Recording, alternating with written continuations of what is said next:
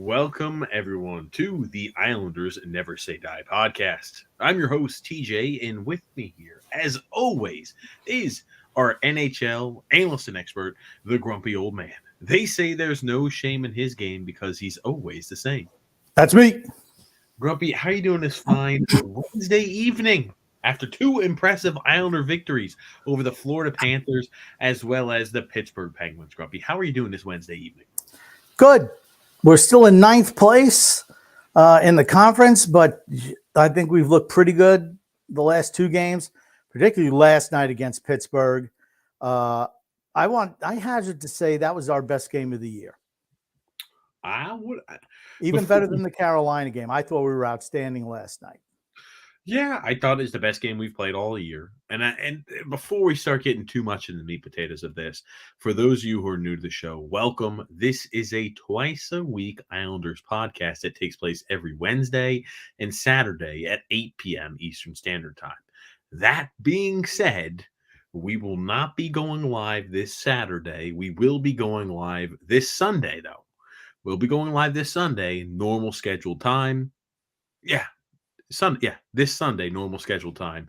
And then we'll be back on the normal streak. We'll be back on Wednesdays and Saturdays, every Wednesday and Saturday, 8 p.m. Eastern Standard Time. So for those of you who are new to the channel, welcome. We invite you to stick around a while. We invite you to subscribe on YouTube, to like on Facebook, and to follow on Twitter. We also have a secondary podcast called TJ and the Grumpy Old Man, and that is an all sports podcast that takes place every Thursday and Sunday at 8 p.m. or Thursdays, 9 p.m. Eastern Standard Time, Sundays, 8 p.m. Eastern Standard Time. We'll be resuming that show probably on Sunday. So stay tuned, ladies and gentlemen. This Sunday, our Islanders show, just to clarify, we'll be going live for the Islanders. What, Grumpy, you want to do 8 o'clock this Sunday? Or you want to do, 8 o'clock this Sunday? Does that work for you, Grump? Or you want to do earlier?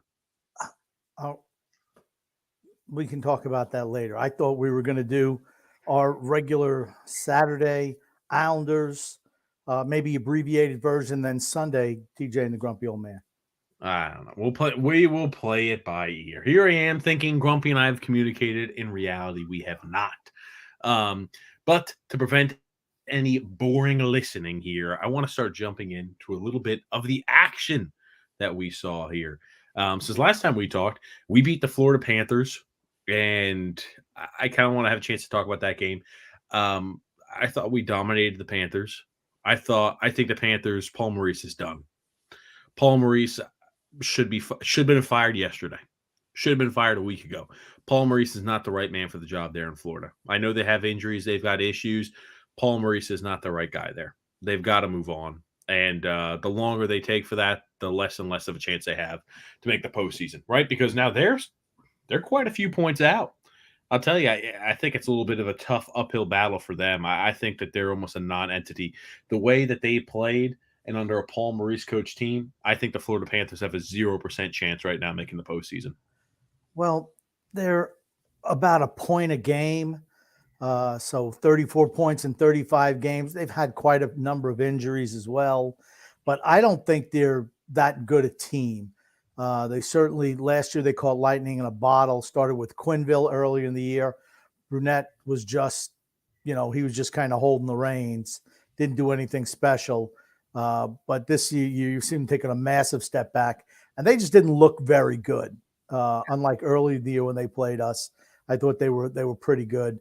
But at this point in time, like I said, the injuries, Barkov was out, huge loss. Ekblad was out. Those are probably the two best players, well, with Kachuk and stuff. But just disappointing effort from them. I don't care. That's 2 points for us, relatively easy 2 points. To me, the bigger game was the Pittsburgh game, though, of course. Well, yeah, the reason I was talking about Florida, because I had spoken to you, Grumpy. I said, Florida still might have a chance, right? You can't count out Florida just because of what they did last year. After watching them firsthand, after watching how things look under Paul Maurice, Florida has a 0% chance as currently constituted to make the postseason. Zero.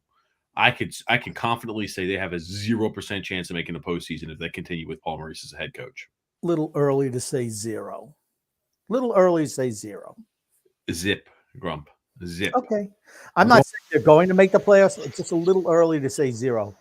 I mean, 3 weeks ago, we would have said Washington had 0% chance of making the playoffs. I never said that, Grumpy. You remember a month ago, I was talking to you, Grumpy, and we were talking on the show. Don't count out Washington. Washington had the toughest portion of their schedule when they're missing Tom Wilson. They're missing guys like Orloff. They were missing guys like Backstrom. They had the toughest portion of their schedule, the toughest two portions of their schedule already in the season. I said their schedule gets easier and easier. Sure enough, the Washington Capitals ring off 9 wins in 10 games, and poof, there they are right in a playoff spot, just like that with the flip of a switch. So, that Washington team, as I mentioned earlier, people said, "Oh, I'm not worried and concerned about them." That's not a team you could sleep off and slough off. I don't think, Grum. Well, and last night's game notwithstanding, you could say same thing about Pittsburgh, right?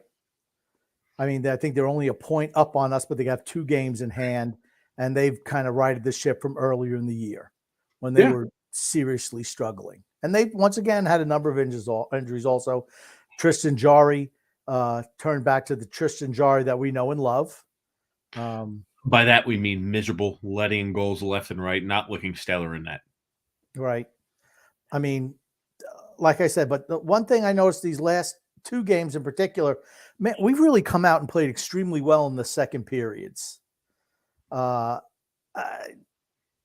Really pleasantly surprised with the jump. I mean, this team could have mailed it in a little bit, right?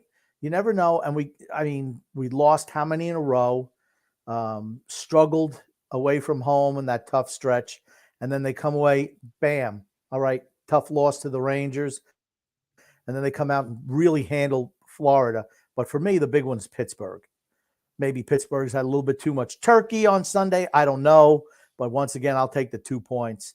And I don't think we're super talented, but I think we're a team that's really plucky. And we're going to be – it's going to come down to the last couple of weeks of the season to see if we make playoffs. I mean, I just don't think we're super talented enough, but no give up and quit in this team. And what have we seen?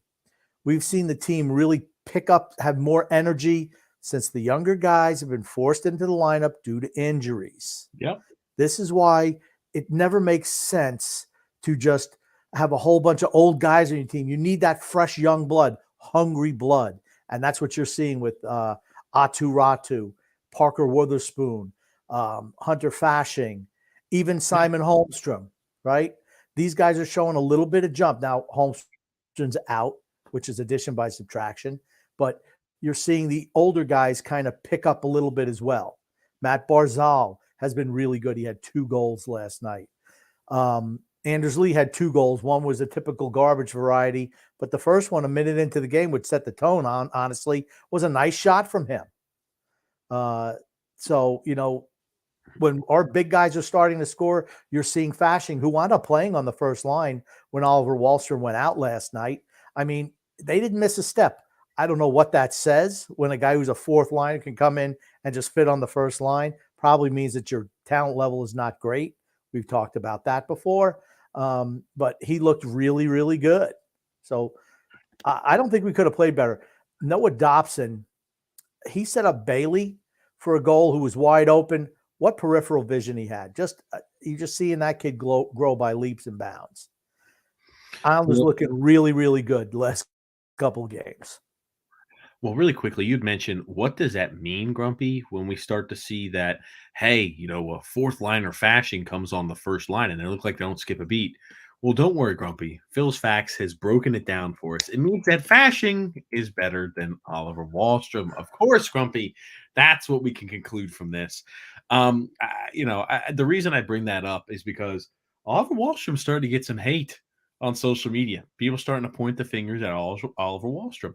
Now, all of a sudden, people are saying, oh, yeah, if Oliver Wahlstrom had to be included in the trade for Timo Meier, would you say yes? Would you get rid of them? Would you? And so we're starting to see a lot of that.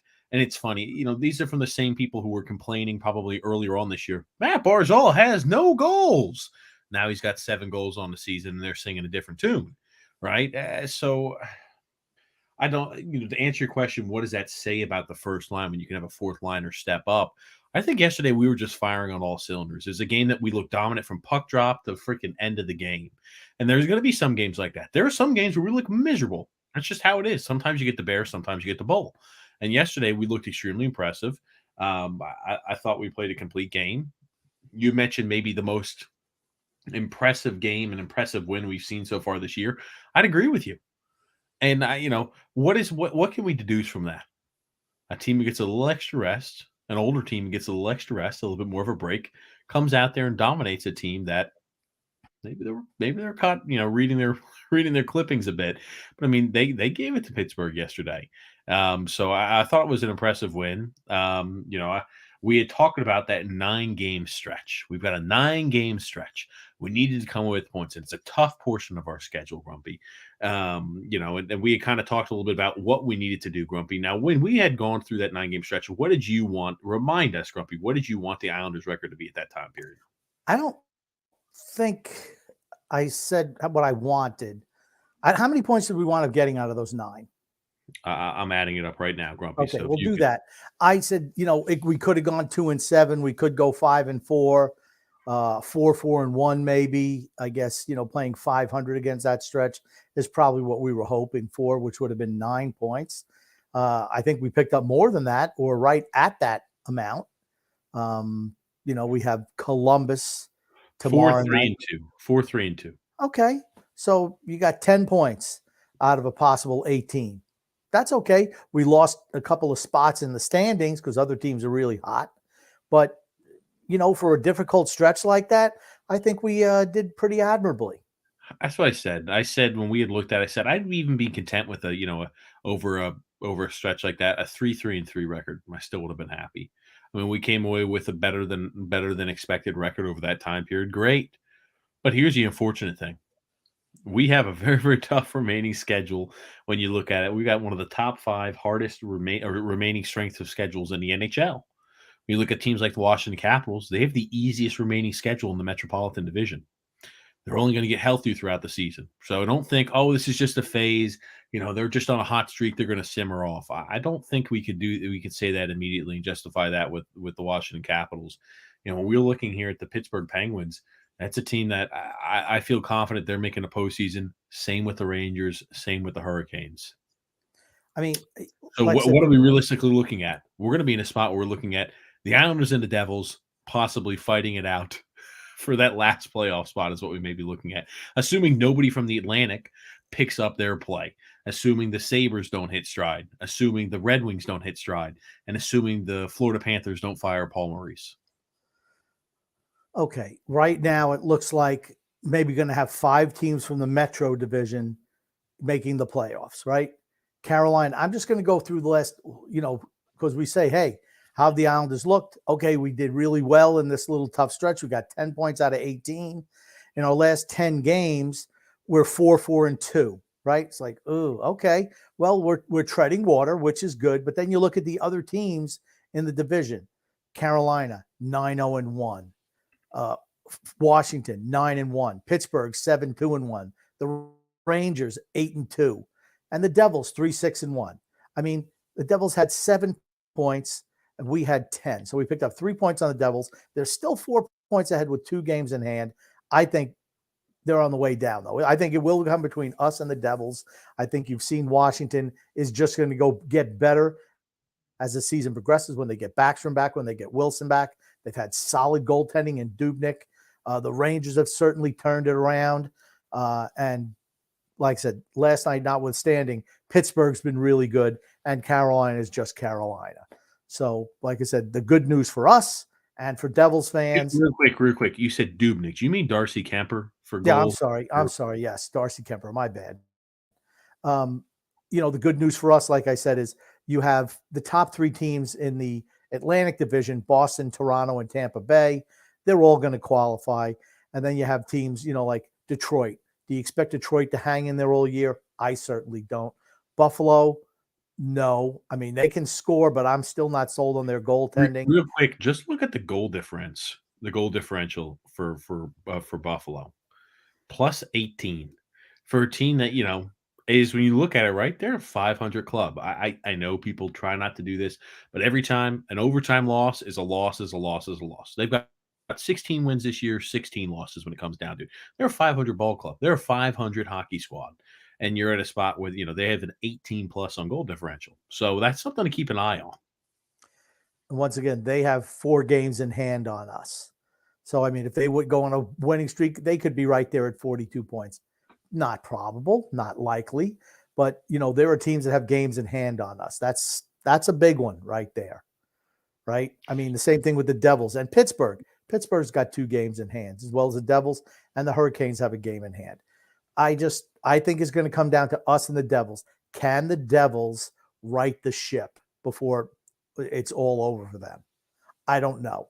Like I said, they got a little Devils in them, so maybe they'll come back to the pack. They're already doing that. Still second in division, but I just think they're on the way down. Yeah. And, And we do want to let everyone know this is going to be a shorter, more abridged version of the podcast today. yeah, we won't have 2-3 hours or like our usual time period, but we wanted to make sure that we could get our message in the podcast out. We wanted to make sure it wasn't people. We wanted to make sure it wasn't like, man, we're taking a full week plus off or anything like that. So wanted to make sure we can get out there. Grumpy, here's a crazy thing. Now I know when you're telling me and you seem like you've got those flashing lights all over the place, you are watching TV when I'm talking to you, Grumpy, because I know you're watching TV right now, Grumps. So you've just been lying to me all this time, Grumpy, just like I had suspected. I wanted to go back, though. You mentioned regarding the Islanders, right? We're in a spot to where we're going to be duking it out with probably the Devils. Another thing that's important to say, we have talked about the worst case scenario for us, how this is going to be something that maybe we're to the last week of the season. We don't know who's going to be in, who's going to be out, because that's how close and contested this Metropolitan Division is. Here's a scary thing. Worst case scenario for us is we trade to add pieces, just like most playoff contenders do. I'm not saying Stanley Cup contenders for a reason, just like most playoff contenders do. We start to go ahead and trade away pieces at the deadline, trade away draft capital, young prospects, you name it, to add more veterans to this group and more players that are on rental contracts, and we don't make the postseason. Or if we do make the postseason, we get bounced in the first round. That is the absolute worst case scenario for the Islanders. That is worst case scenario. Not only will we be trading away more of the future to double down on a team past their peak, but we have so many holes and flaws in our team. I don't think one player or 2 small players fix the issue. I think defensively we hemorrhage chances. We've had fantastic goaltending. And guess what? Sorokin's look fantastic again, but I'll let you get to the point. Worst case scenario, we trade away picks. We trade away players at the deadline that are young, like our Atu Ratus, who look good in his first few games in the NHL. We trade away pieces like that for rentals and vets. Yeah. And just real quick, just to touch on Atu Ratu, I think it was really interesting, with some guys dinged up, Palmieri going back on the injured list. You saw that who did they move to wing? It wasn't Atu Ratu. It was Casey Cizikas. Yep. And he actually looked pretty good as a wing. I played him with Pajot and Parise, I believe. I mean, I think that was a really good line last night. And it means that Ratu gets to be in a more comfortable position playing 7. I think he's looked really good. That kid's the real deal. He's the real deal. And like I said, I'm going to tell you again, it's the young guys infusing a little bit of life into the roster, I think has really helped the team overall. I really do believe that. I agree. I don't disagree on that. Now, what did you have to say? You didn't talk at all, Grumpy, about the point I was speaking about, worst case scenario for the Islanders. Yeah, I'm on record. No trading of draft picks. I'm sorry. Don't do it. And I don't even care where we are in the standings. I don't even care. I'm not going to say I don't care if we make the playoffs, but you have to look in the mirror and say, are we good enough? Yes, we're a plucky team. We're a spunky team. We don't give up. Are we Stanley Cup contenders? The answer is no, in my opinion. So are you going to just, throw good money after bad? I'm almost willing to miss the playoffs, sell off a Mayfield, a Varlamov, a Parise, anybody who's on expiring deals. I'm willing to do that to get more assets to transition to the next phase. You're seeing the young guys coming in and invigorate the franchise, right? You're seeing that. You're seeing a Hunter Fashing who is just, just a streety, right? Let's be honest, he's a streety. He comes in and all of a sudden, given a chance, he's taken the puck and ran with it, right? And skated with it. Take the puck and skated with it. He's done really good in his limited time up. That's the future of the team. We're not good enough to win a cup. I think everyone realizes that. Is it worth making the playoffs and getting rolled in the first round by a Boston, by Carolina, or maybe giving away future draft picks? I don't think it is. I'm willing, like I said, I'm willing to miss the playoffs, then come in as an 8th seed just to facilitate transitioning to the future. It's time. It's time. Yeah, this is, again, it's like a tale. It's as tale as old as time as well. We talk about, oh wow, Fashing, man, he came out of nowhere. He's so successful. He's so great. This is the exact reason why, Lou Lamoriello, you don't sign back guys like Cal Clutterbuck to 2-year deals. Why you don't sign back fourth line centers like Casey Cizikas to a 6-year contract? Why you don't sign back Matt Martins to 4-year deals? Because your team is loaded with players like Hunter Fashing, who, unless injury occurred, never would have received a chance in the NHL. And what has he done? He's looked extremely competent and like an everyday NHLer every single shift he's out there. But, right, if there weren't massive amounts of injuries, Hunter Fashing never would have seen a chance or been given a chance in the NHL. Doesn't matter what he did in the A. Doesn't matter how he would translate. Never would have been given a chance. And that's the issue. That's always the issue that we've got to. Poor asset management. And I'll be interested to see, right? I think we saw, is Aatu Ratu ready to play an 82-game regular season with the New York Islanders? No, probably not. Why not? Why not? Why not? Give him a shot. Let me take the ball and run with it. Why not? Yeah, but you asking me why not? Is that hypothetical or an actual question you want me to answer? Well, you just said, is he ready to play a full season? Why not? Why not? He doesn't look ready to play a full 82-game NHL season. He won't be. He doesn't have to. He doesn't have to. He's got to play. Hold on. I asked the question before you jumped in. The reason I was asking the question, right? I'm just saying, we mentioned how Hunter Fashing was immediately ready to step in the role. I don't think a guy like Aatu Ratu is immediately ready to step in the role and you say, oh, we're not missing any value with Aatu Ratu starting every single night. I think he definitely has a future. I think he's going to be, out of the young guys who got in the system now, that's the most I feel most confident about him being successful. He looks special. We've said that since the start.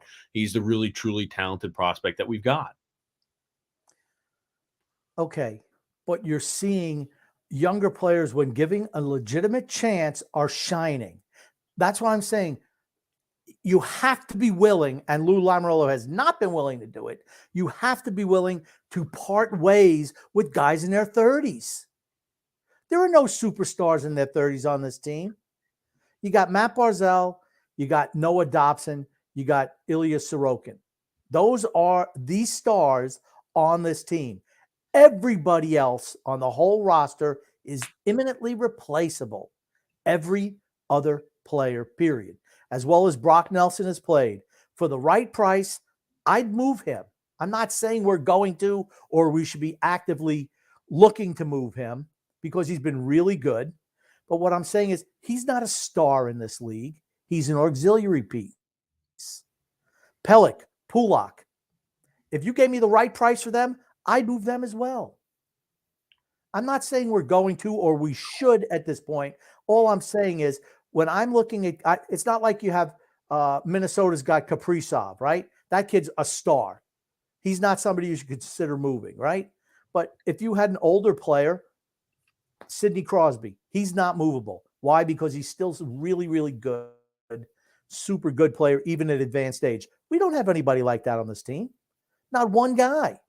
They're all imminently replaceable. Sticking with them and giving them big long-term deals that's why we're in the trouble we're in right now. That's why we're an old team, a slow team.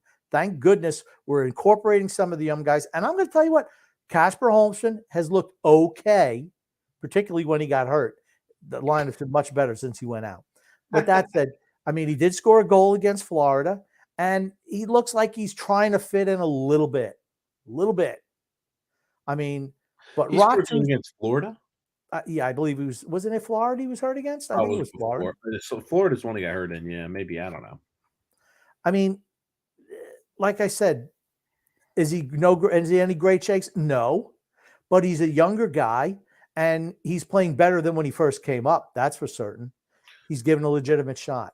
It's what I've been saying for years, right? Maybe they're starting to buy into that a little bit. Why? Because of injuries. If Kyle Palmieri was back, scored a goal against Vegas. He scored a goal against Vegas. He scored a goal a while ago. You're not going to sell me on a Simon Holmstrom train. Sorry. He's a bottom 6 guy. And here's the thing. Hunter Fashion is a better bottom 6 player than Simon Holmstrom is. That's simple. So, you're not going to, right, where I call his excitement are players that, hey, either show me that, yes, I can be a consistent NHL guy, very successful at it, or I've been a diamond in the rough that's just been freaking, sitting overripe on the vine, and like a guy like Fashing is. So those are guys I'm excited about.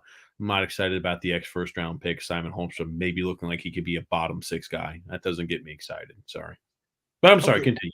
But what I'm saying is you're seeing players who are on the cheap come in and do just as much as the veterans, just as much as the Clutterbucks, the Cizicases, the Martins, the Palmieris, the Parise's cheap, so he doesn't really matter.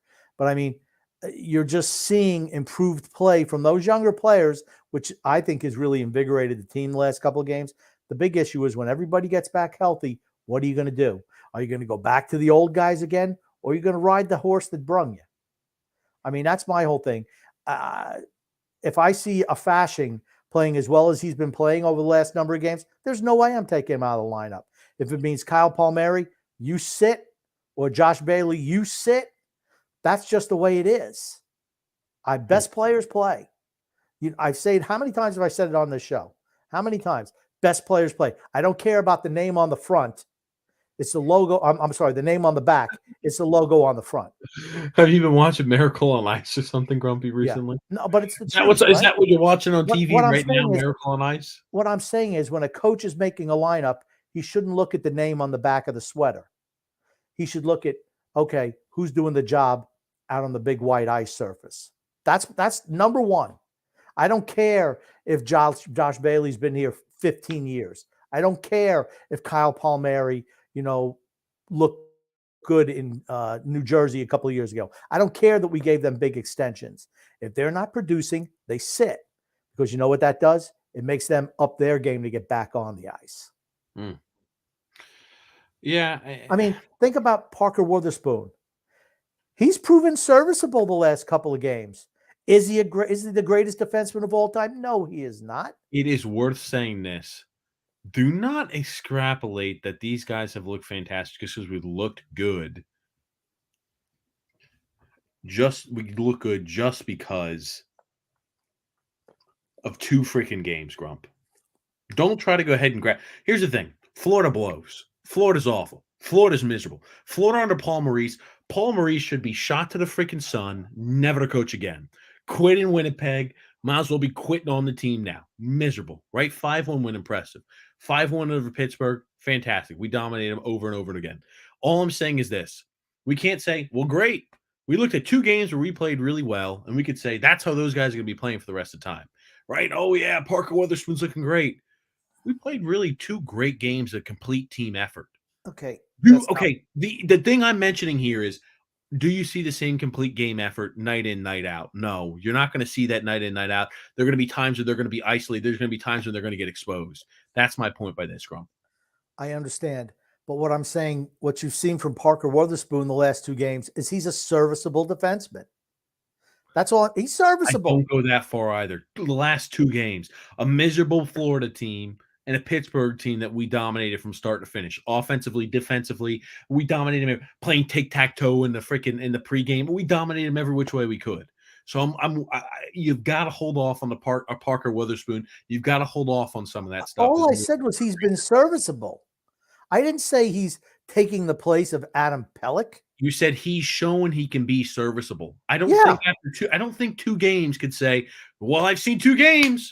Do you know what the definition? Maybe he's shown he can be serviceable. Maybe you should look up the definition of serviceable.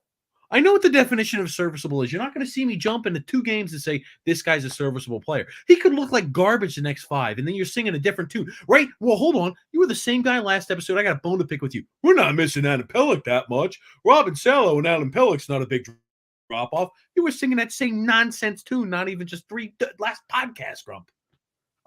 Okay. Get out of here. We haven't had Alan Pelech, and 2 high-scoring teams held them to 1 goal each. There you go. Like I said, I'm not saying that Adam Pelech isn't better than these guys. What I'm saying is his loss hasn't been as great as a lot of people seem to think it has been. It's not been, because it's all about the goaltending. And here's the thing. Sorokin, thank our lucky stars, was slumping a little bit. As soon as Varlamov got hurt, he upped his game like that. And he's been rock solid in net. Now, here's the thing. If it was Sorokin from 2 weeks ago, we lose against Florida. We lose against Pittsburgh. But he's been super solid, super good once again, just when we need him to be. Varlamov's out. Sorokin's number 1 guy. Like I said, you don't need Varlamov. You don't need him. Move him. Get rid of him. Pick up draft capital. They're not going to do that. How many more times can you fucking sing it from the rooftop? It's not what they're going to do. It's what we want them to do, but they're not going to do it. What they're going to do is they're going to add pieces. Why would you not move a piece at the deadline who's an unrestricted free agent, can get you possibly a first-round pick, who's not going to play in the playoffs? He's not going to play. If we make the playoffs, he does not play. If there's an injury to Sorokin, Varlamov plays in the playoffs. If there's an injury, you know what? Look, hold on. Stop. How many starting goalies got injured last year in the postseason? Multitude of goalies. Pittsburgh playing with a backup goaltender. Look at all these teams that were playing with backup goalies last year in the postseason. We're having to play more than 1 game with a backup goaltender. The Islanders are going to say, should we trade him away for a second or maybe a first-round pick? Or should we say, if we're going in for the win and our goalie gets hurt, we need Varlamov for a 3-game stretch. We'd rather have him than Corey Schneider. They're going to say they'd rather have the backup of Varlamov if they need him for 3 games instead of Corey Schneider. Come on.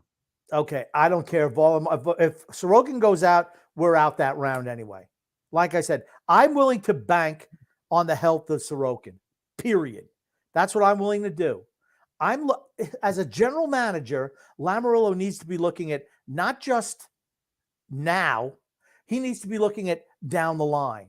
If he's not capable of doing that, he should not be in the job. They're not looking down the line. Here's the thing. I'm not disagreeing. I think they should trade Varlamov too. I think you should get rid of players that you're not going to be able to keep if your team's not for real. I don't think the Islanders are for real to win a Stanley Cup.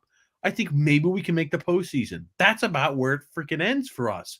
Do I see us beating Carolina over a 7-game stretch? No. Boston over a 7-game stretch?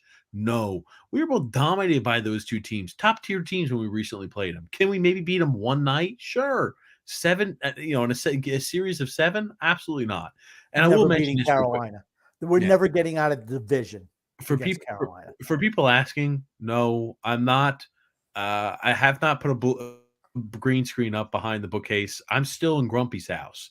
So I'm in Grumpy's living room right here, as you could see. I've got my piano back there, and this is the fireplace. So I'm at Grumpy's place. So no, we haven't moved. We haven't changed location. I haven't changed up what I'm doing. No, I'm at a different location. So that maybe is why the audio doesn't sound as good. Obviously, I don't have my mic. But Grump, let's do this. Let's go ahead and jump really quickly into the ad read, and we'll get back to talking. And I'm sorry, we will not be able to get to any comments tonight. We will be looking through the comments afterwards. What, Grump? Well, I think we could just do a smattering of comments. A smattering of comments. Now, Grumpy, who is going to pre-read this smattering of comments, Grumpy? You, the unpaid intern, me? Who would do that, Grumpy? I could do it. If something strikes my fancy, I can do it. I'm just going to say right off the top, Merry Christmas to everyone. I hope all your Christmases were great. Hello to everyone. So I'm not touching any of those comments. Okay. That's what I'm Fantastic. saying. Merry Christmas, everybody. Yes, We're Merry not gonna. Christmas. Happy holidays for everybody who celebrated anything around this time period. Happy holidays, absolutely.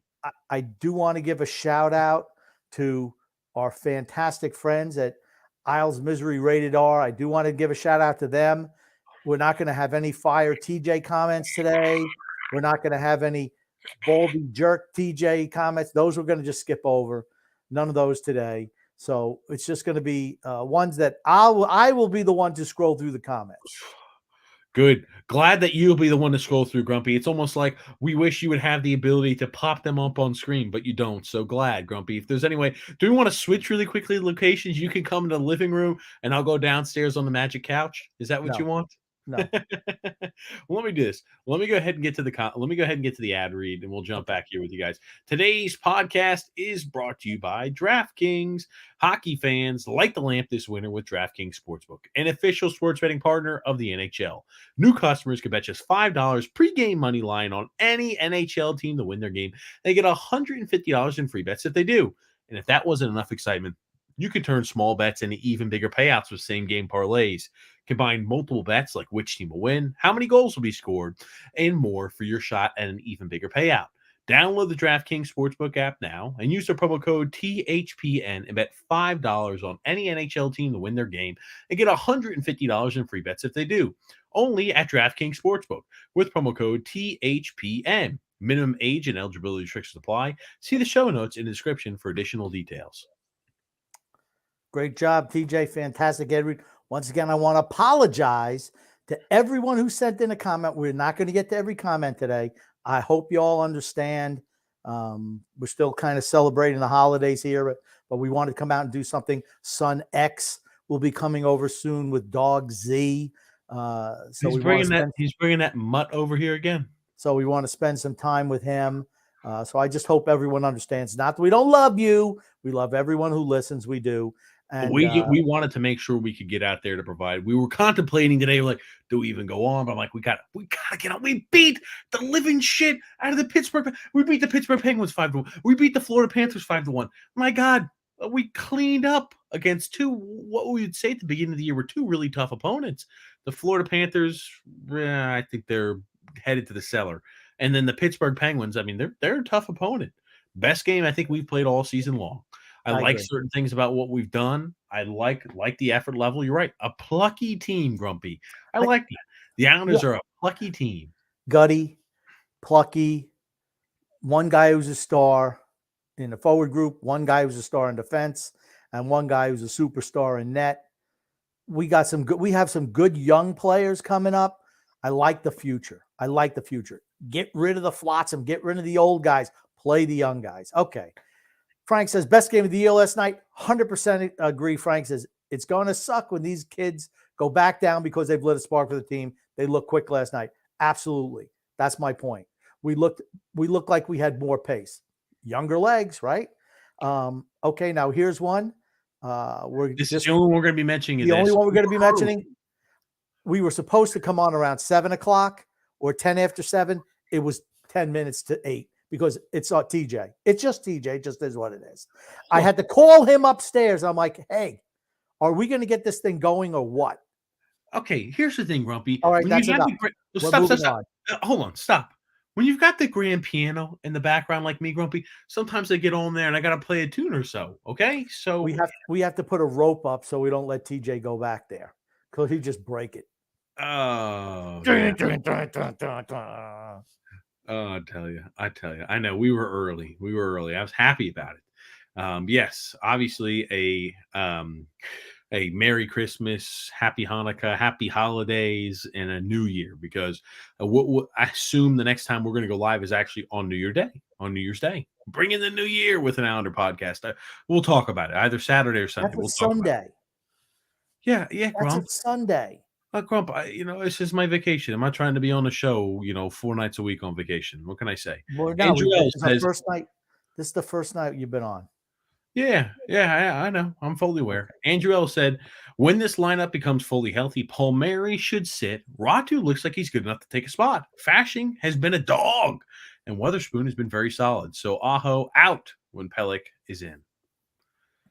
I'm not ready to jump yet to Witherspoon being there yet. I think Fashing has earned a spot in the lineup. When Cal Clutterbuck comes back healthy, Cal Clutterbuck should be, yeah, buddy, you're on the bench now until something catastrophic happens. I like what I've seen out of Hunter Fashing. He's looked great. And Ratu, not there yet, but I think he's showing all the signs where he's going to be a successful NHLer. I'm all there. I'm all in on Ratu, all in on Fashing. Palmieri sits, Casper sits, Bailey sits, Palmieri sits, whatever. And here's the thing. If you have to play Casey on a wing, do it. Do it. That's a line that you could put out against anybody. Casey, Parise, and Pajot, they can tackle the other team's best line. I like that line. If means Casey doesn't play center, I don't give a shit. Ratu could play center. And here's the thing too. Ratu wasn't like he was defensively irresponsible out there on the ice. No. I like what I saw from him. And we didn't even talk about it. Yeah, Simon Holmstrom had that big collision. He was added to the injury list. Let's talk really quickly as we're going through comments too. People are trying to say Oliver Wahlstrom, kick him into the curb, bump him down the lineup. He's not quick enough to keep up with Matt Barzal. That's why they're not able to mesh. People are. I think Wahlstrom's been dealing with a nagging injury for weeks now. And, he's out of the lineup. He started, played a few shifts, and he was gone there again. What do you think about Oliver Wahlstrom's struggles, I'll say? I don't have a problem with him in the lineup. I don't care what anybody else says. He's hurt right now. They're not putting him in the best spot to succeed. And what I mean by that is first power play time. That's where he should be. He should be in the trigger spot. They had put Barzal over there. I don't believe it. Now, Matt Barzal's been great. And, man, what a beautiful goal. Just sniping top corner yesterday. I just wish he'd shoot the puck more.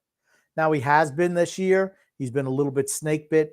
But I like Wahlstrom with a Barzal. I think the problem is the left wing spot. You can have one guy who's a sniper, which is Wahlstrom on one side, but you have to have somebody else on the other side. And right now we don't have that left wing. Tommy B did mention Sunday is New Year's Day, big football day. That's right. Okay, so maybe we will do Saturday then. Alexander says we absolutely dominate Pittsburgh and the Panthers. You're right. Paul Maurice is terrible. We got a few of those. Paul Maurice is done. Yeah, I'll tell you. Good Grump. Oh, never mind. I don't care about Paul Maurice. Okay, am I just doing the comments or you want to? Because I can blow through these and no problem. I assume I'm going to have to put them up on the screen for you, right, Grumpy? You can't just go ahead and you're not sitting here. You just want me to switch laptops with you or something? What's going on? Come on. D-Cut says Tua, guest on Saturday Night Show. I don't know. He's not going to be playing. That's for certain. Supposedly he's going to be out. I don't know if that's good news or bad news for Miami, but he was absolutely abysmal on Christmas Day. Thank you, Tua. Think about it. Miami's lost 4 in a row. They were 8-3, lost 4 in a row. Rich, you realize that New England Patriots, if they win next week, if they win this week, and they win, let's say Buffalo has locked up home field advantage, and they sit Josh Allen, they would have only beaten one starting quarterback all year. Would have been Jared Goff. Okay. Sometimes you get lucky. Rich R said, New Year's resolution, no more we suck, except for my Oliver Wahlstrom rant. So no more we sucks, Grumpy. That's going to be tough for you. Maybe your New Year's resolution should be to speak positively. Josh Bailey had a few big points yesterday and a few big points as of recent. Here's the thing. I think Bailey is. First of all, this is Rich's New Year's resolution, not ours. He said your Grumpy's New Year's resolution. So New Year's resolution, no more we suck. That's his, not me, not mine. I make my resolutions. Everyone else's makes their own. So there you go. Freedom Fun Adventure says, I appreciate Adam Pellick, and he's been a good Islander. Please discuss if he returns, discuss if when he returns, the Islanders should look to move him. That was a bad concussion. I don't even think he's skating still. They should not look to move him. What I'm saying is that if you had to move him, you could, without a doubt. they're not going to do that. He's not getting moved. He's on a very manageable deal. It's a lot of years, but you could move him a few years down the line. I'm not saying you move him. Not at this time. Other thing I think it's worth mentioning, Varlamov, still not skating. I don't care. Who cares? He's a freaking backup. He's a backup. He's a backup. It doesn't matter. He's a freaking backup. It doesn't matter. I guess we're fine just running our freaking starting goalie into the ground. Backup. Doesn't matter if the backup is hurt. Does not matter. Backup is what he is. What's Varlamov? Backup. He should be trade fodder is what he should be. Matthew S. puts up a cute little comment that says, Tua turned the ball over. I absolutely love it. Nick Seagrump. Is it just me, or do you guys feel good about the forwards we've brought up? Fasching has been a horse. Ratu has been really good too. And even Weatherspoon on D has really stepped up. We've already talked about that, Nick. I just think Weatherspoon is serviceable. I don't think he's great.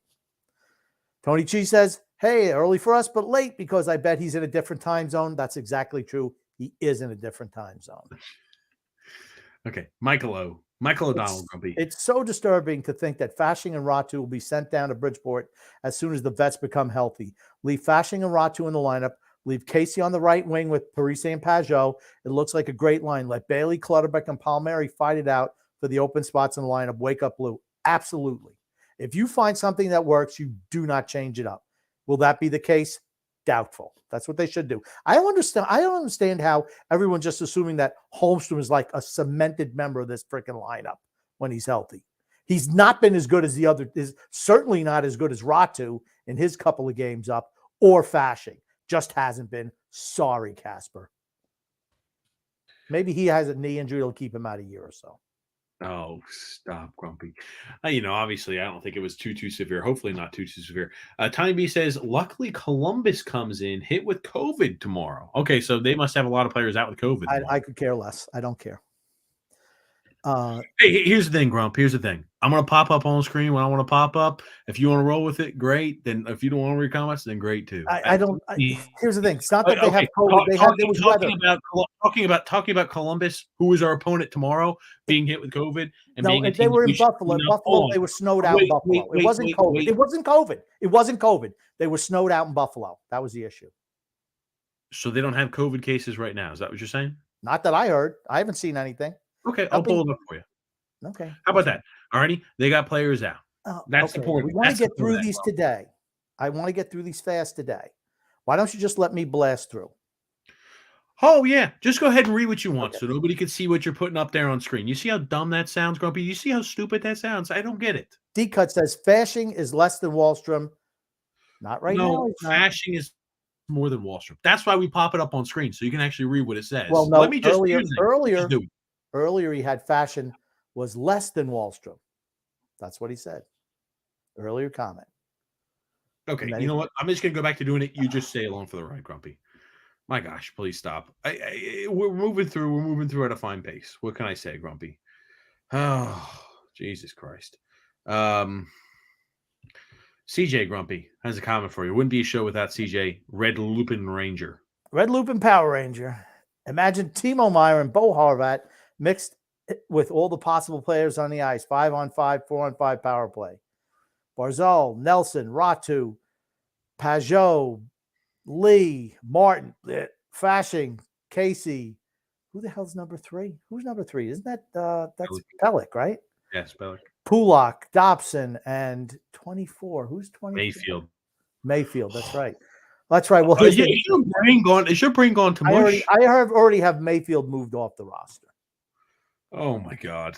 Okay. John Smith saying, I think that Parise, Pajot, and Cizikas could stick together and allow Ratu to stay on the fourth line. Absolutely. Yep. I think he brings a little bit there to. It's a matchup situation, right? Just because you're on the full, it's a matchup. Ratu is not afraid to go into open spots and open pockets of ice, and he's not afraid to shoot the puck. And when he shoots the puck, he's got a good shot, or at least a decent enough shot to put it in the right area to score. I mean, the goal he scored was a good one there. He's shown that I feel very bullish and very, very high on Ratu. What are you looking at the time for, bro? What do you keep glancing over there? I'm looking at the time. That's exactly what I'm doing. I'm looking at the time. We've got time, Grumpy. Don't you worry, you pretty Freedom Fun little Adventure head. says Grumpy, don't you worry, you pretty little head, Grumples. Wallstrom equals awesome. Fickle fans are fools. Consider drug testing your guests. Post reports, Pens player drove Wally's head against the board after a huge hit. No suspension there or Bennett. It all depends, right? Yeah. All depends on who you are. Absolutely.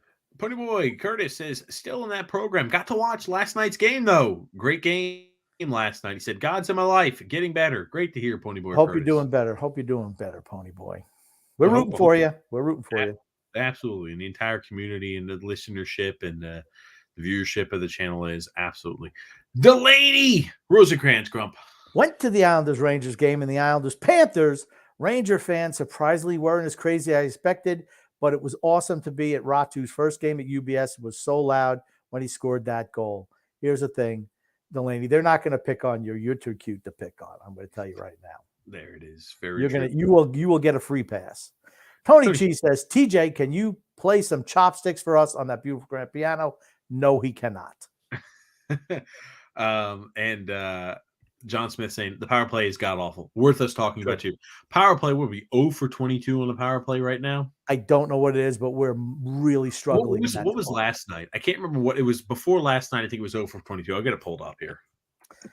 Let's just say the power play has been less than inspiring in recent weeks. Would that cover it pretty much? Grump, I think it's worth saying that it's been bad all season. We were pretty good early for a stretch. How much of a stretch are we talking about here? A little stretch, a little bit. Couple weeks, 2-3 weeks. We're pretty good for 2-3 weeks. Earlier in the season, I thought we were, but we're struggling pretty good, pretty mightily right now, honestly. Yeah, I tell you, I'm trying to get the damn head-to-head. Fuck, I'm telling you, I'm having a difficult time getting head-to-head pulled up here. But yeah, we were 0 for 22. I'm having a difficult time on right now getting pulled up what we were last night, Grumpy. Maybe you could do that. Maybe you could pull that up for us. David D. Grumpy says, no excuses, Sleepy Lou. We are in 7th to 8th or 9th. We're in 9th right now with only 4 points out by mid-January. February, you go after Timo Meier or Vladimir Tarasenko. Forget Patrick Kane. He does get traded. He wants to go to the Rangers, Capitals, or the Penguins, not us. I'm not for trading any younger assets or futures for anyone. Not for anyone. Not even Bo Horvat. Oh, so now you're changing on that. Yep. What is up with the flippy-floppy nature? I thought we could trade a second-round pick. I told you it was going to be more than a second-round pick. Well, I said, what are you smoking? I'm not trading. No first-round picks are being traded. I want to load up on first-round picks. I heard that most teams don't give those away like the Islanders do. Well, there you go. We'll see. Oh, fuck. I tell you. So we wound up going. So right now we're 0 for 25 on the power play. That's pretty uninspiring, I think, right? Is that pretty safe to assume? Uninspiring? It's worse than uninspiring. Are we even the worst team in the league on the power play? I don't even think we are. It's got to be somebody worse. How about the Erie Otters? What are they on the power play? Well, they're not even on the power play, Grump. They're a different team. They're a different league, Grumpy. So we're looking at power play percentage.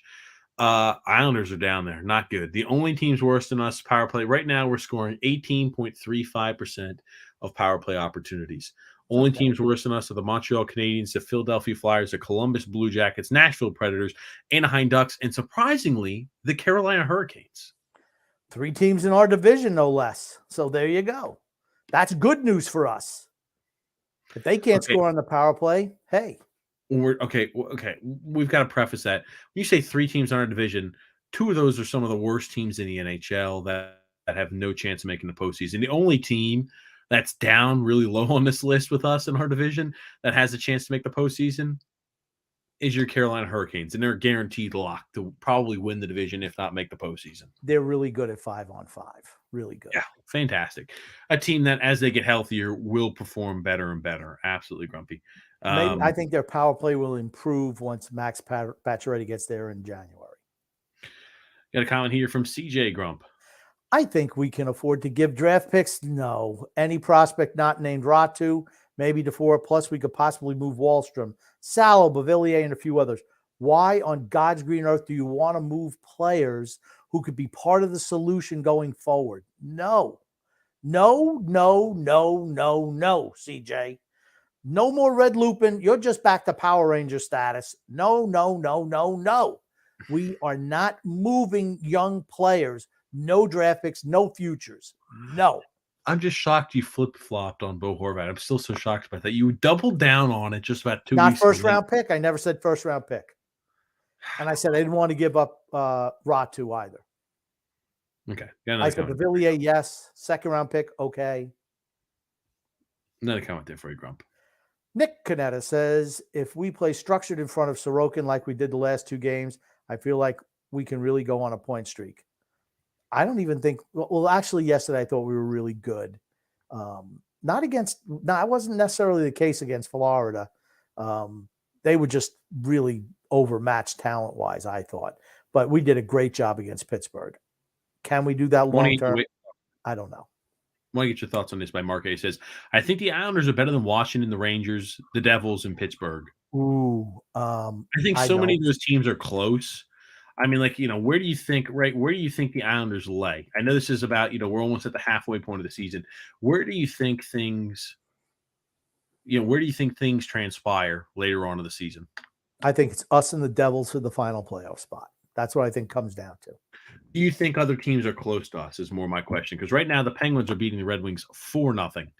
So making up the embarrassing loss they had to us yesterday. Yeah, they played shitty last night, and that wasn't going to be the case today. Yeah. And they came out and proved it. So Bruins and Devils tied 0-0 also to give you an update. Can the Devils find the formula? If the Devils find the formula that they did earlier in the season, it could be a struggle for us. I think Washington is really, really hot. They're on a roll, and they're going to be getting guys back healthy. Big members of the team. The Rangers have turned it around. Pittsburgh has turned it around. Carolina has. That's just, can the Devils? If the Devils can't, we can pass them.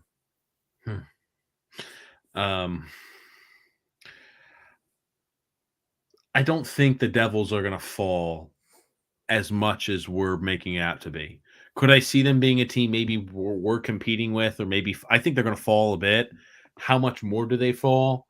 I don't think it's tough to say. You're never as good as you think. You're never as bad as you think. The same exact thing I've been singing for the last 2 months on this show.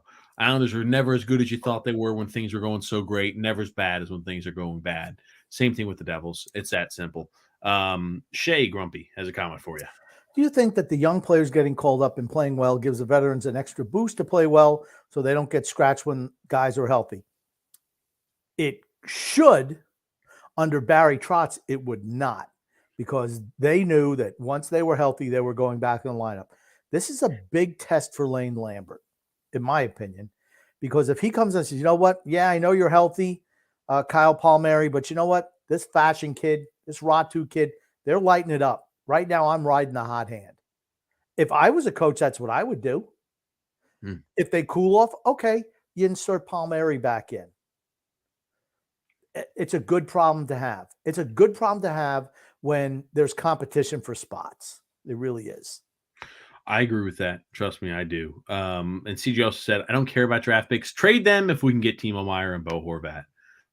So that's where CJ lies. Anyway, Brett W saying, hey, it's my birthday. Happy birthday, Brett. Happy birthday, Brett. Absolutely. And it's got to be sucky having a birthday this time of year, because you're getting screwed out of birthday presents. I don't care what people say. You got a Christmas present, and okay, yeah, we just had Christmas here. I'll give you a pack of bubble gum for your birthday. That's just the way that worked out as a kid, right? Nick C saying here, I really like Brock Besser. I'd be giving. So now this Grumpy, Bo Horvat was always, they were asking for quite a bit. Now, Brock Besser was apparently the one that's rumored to be for a second or a third round selection. People say I hate Brock Besser. Some people like him. But Nick C says, I really like Brock Besser. I'd be okay giving a third round and Simon Holmstrom or defenseman like Aho or Salo because they're very similar players for a guy like Brock Besser. What do you think of that, Grump? Okay, I like Brock Besser. He needs a change of scenery. Again, why do I want to give up young players? Is there a reason why I want to give up young players? For me, it's not. I'd rather get rid of old players. Sell the veterans. If you want to bring in a Brock Besser, that's fine. Sell a veteran somewhere else to a team that's in a playoff hunt to kind of offset that. That's what I would do. I don't want to get rid of young players. Dan brings up a good point here. Dan L. with the baby. He's got his little face palm with the baby, Grumpy. He says, I think we have. Love that baby. I think we all have to be pleased with Hudson Fasching. Absolutely. What drives me insane is that we could have traded away Cal Clutterbuck last year for a third and a fourth round pick and plugged him in at right wing Fasching, and then not sign Cal Clutterbuck and save the $1.75 million in cap space. We've been saying this for years on this show. For years. Same thing you could say, like, hey, Zach Parise struggled. You could say the same exact thing about any of these fourth line guys that we feel like we couldn't afford to trade him last year when our team had zero chance to make the postseason. We can't afford to lose bottom six winger Cal Clutterbuck. Our team would implode. It's Lamoriello's biggest failure as a general manager with the Islanders, because that's all that I get out of the Islanders. I think that Devon Toews is pretty damn big. It's one of the biggest failures. Well, I think overall, because he still makes that same mistake over and over and over again. He just falls in love with these veterans. I'm sorry. Move away from the old guys. Let the young guys play. Stop trading away draft picks. This team could already be on the way back up as opposed to on the way down if he had heeded my advice and started the transition earlier. Does anyone really care that we made it to 2 Eastern Conference Finals? 5 years from now, is anyone even going to remember that? No, they're not. All they're going to think about, they're not going to think about the glory days of us getting beat by Tampa Bay. That's not what people are going to think. Start the transition. Just do it. I mean, like I said, we saw that little that interview that Lamoriello did. Man, he looks bad. He looks bad and old. It's time to move on from him. Get rid of Fredo. Throw Fredo out with the bathwater. Get him out. I don't want any more Lamoriellos in charge of this team. CJ says, with all due respect, Cal Clutterbuck also needs to retire. He just keeps getting injured. He needs to take care of his health. The next injury could be bad. He should retire and be a trainer for our team. Well, hey, put him on a long-term injury if they could. That's why I brought it up. David D., I like this comment. He said, Hudson is fascinating. Hudson Fasching is fascinating. I liked it. John Falcone says here, they rushed Bailey early on, and look what happened to him. I think comparing and talking about Aatu Ratu, Grumpy. Aatu Ratu has infinitely more talent than Josh Bailey ever had, period. Jeremy Ford obviously said, Merry Christmas and Happy Wednesday. He said, what is exciting you most about the team right now? For me, it's the idea that we're playing younger guys and not bringing up Andy Anderoff and company. Yes, I love playing the younger guys. My concern is when the older guys get healthy, do the younger guys get sent back out? And do the right younger guys get sent back out? Fasching should not be coming out of the lineup at all. Neither should Ratu. Simon Holmstrom, if you want to send a young guy down, send him down. He's been the worst of the three. Got another comment here from but yes, JG. It's been exciting. Yes. JG saying, hopefully you're enjoying the new couch, Grump. Yes, I am. I want to answer the question because you went on for a bit. The reason and what I'm most excited about, I like the young players up there too. This entire year I've been very excited with what I've seen from Matt Barzal. I think he's taken a step forward maturity-wise. I think he's taken a step forward in his game, his effort level. I think his leadership on and off the ice. And for a guy that you just tied a huge contract to, that makes me excited. That's the right type of guy to give a big contract to. And you notice how his goal scoring is picked up when they put a guy who can skate on his wing? It's not a mistake, boys and girls. That's why I wanted Gaudreau so badly. Tell me those guys wouldn't have been like bread and butter, like peanut butter and jelly. Brock's not replaceable. Best forward on the team. Trade the ballerina, says D-Cut. Shay says Caladelius has looked really solid in juniors, and he's been, he's only been 2 games, but he looks good. We'll take your word on that, Shay. Okay, gotcha. Let's see here. How about this there, Grumpy, from David? Grumpy old man, do not worry. Lou says you have time, you use it. It's like counting down from 10 to 1 when the ball drops. Happy New Year, and it's over too late. LOL. Here's the problem, though, right? What happens like in free agency when you want to sit on your hands until it's over? You can't wait. You have to be proactive. I'm a big believer in being proactive.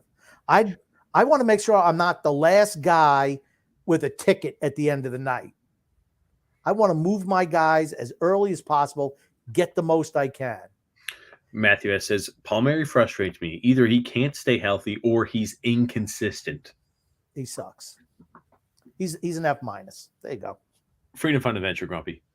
TJ has been gaslighting the listeners on this show on Romanoff, not being able to contribute offensively, all in an attempt to cover for his draft night breakdown. Romanov 11 assists, Dobson 14. He's found me out, Grumpy, this Freedom Fun and Adventure guy. No, he doesn't have any offensive talent. Was he put up like 4 of his 12 points? He's got 12 points on the season through 36 games. So at best, he's maybe putting up 30 points in a year. 4 of those have come in the last 2 games or the last 3 games. I don't know. Our team, no. Romanov has 0 offensive upside, and I mean 0. Jeremy Ford says 0. He says Boston, Toronto, Tampa, and Carolina make the playoffs. Out of the next 4, who out of the next 4 do? Jersey, Pittsburgh, Rangers, Washington, Islanders, Florida, Detroit, Buffalo. So do you think any Atlantic team has the ability? The reason I brought this up, any Atlantic team have the ability to make the postseason this year outside the top 3 of Toronto, Boston, and Tampa? I think one could. I don't think they will.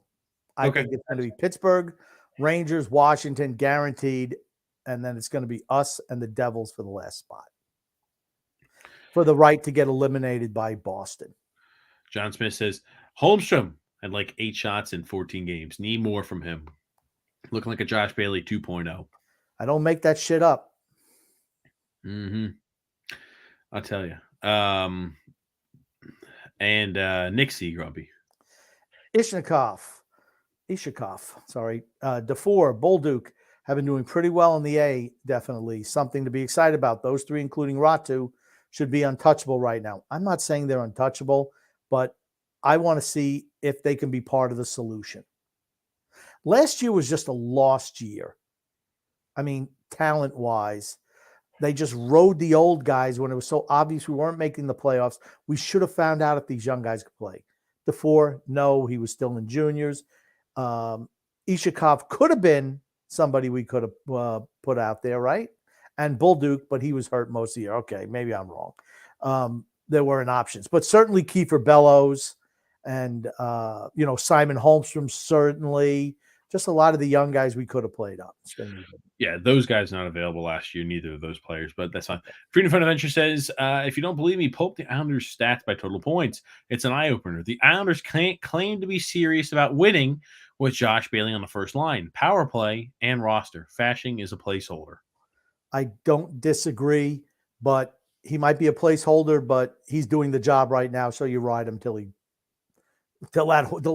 wheels fall off, till his hoofs fall off. JG Grumpy. TJ, I think you need to calm down. Why don't you go tickle the ivories on that piano sitting behind you? How are you out? Says Raymond O'Sullivan. Varlamov was great in the playoffs. Talking about Varlamov, I guess, not playing. Varlamov's not going to be the guy come postseason. It's Sorokin. Nope. Sorokin's the best goalie on this team. Sorokin's going to be a Vezina finalist.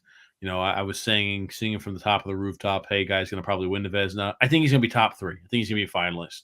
So I could say that with confidence.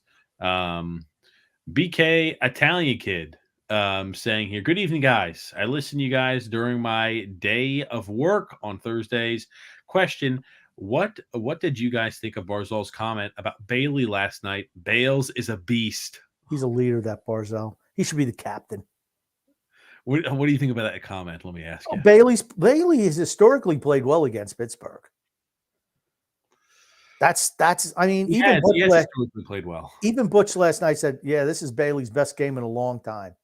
Because Bailey's been a piece of shit all year. For Butch to say that, think about how bad he's been. He's freaking invisible. He's invisible. And he's got a new protege in Simon Holmstrom. Why the hell did they give that kid a 10? They should give him a number like, I don't know, 59 or 63. Anytime they ask about a fellow player's, what do you think about this player? They're always going to say, oh, he's great. I love working with him. He's the best player I've ever played with. Because anything else is looked at as like, oof, maybe they don't have a good relationship. CJ says, our main focus should be to trade for Meyer and Bo Horvat. I believe getting them can make us a top Stanley Cup contenders for at least 10 to 15 years. With Horvat and Meyer, could we be a top contender for 10 to 15 years ago? Could we be a contender? Let me ask you this. If we brought in, let's say, hypothetically, Bo Horvat and Timo Meyer, and don't get carried away with the details. It's completely detail-free.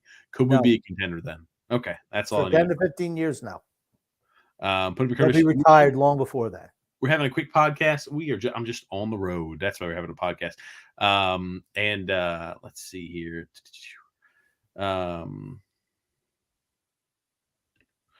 Big Italian said, went to the game Friday against the Panthers, and they looked phenomenal. I don't know if it was because of how miserable Florida's been playing. Yes, it was. But the Islanders really dominated the second and third periods, and that's what you've seen the last two games, honestly.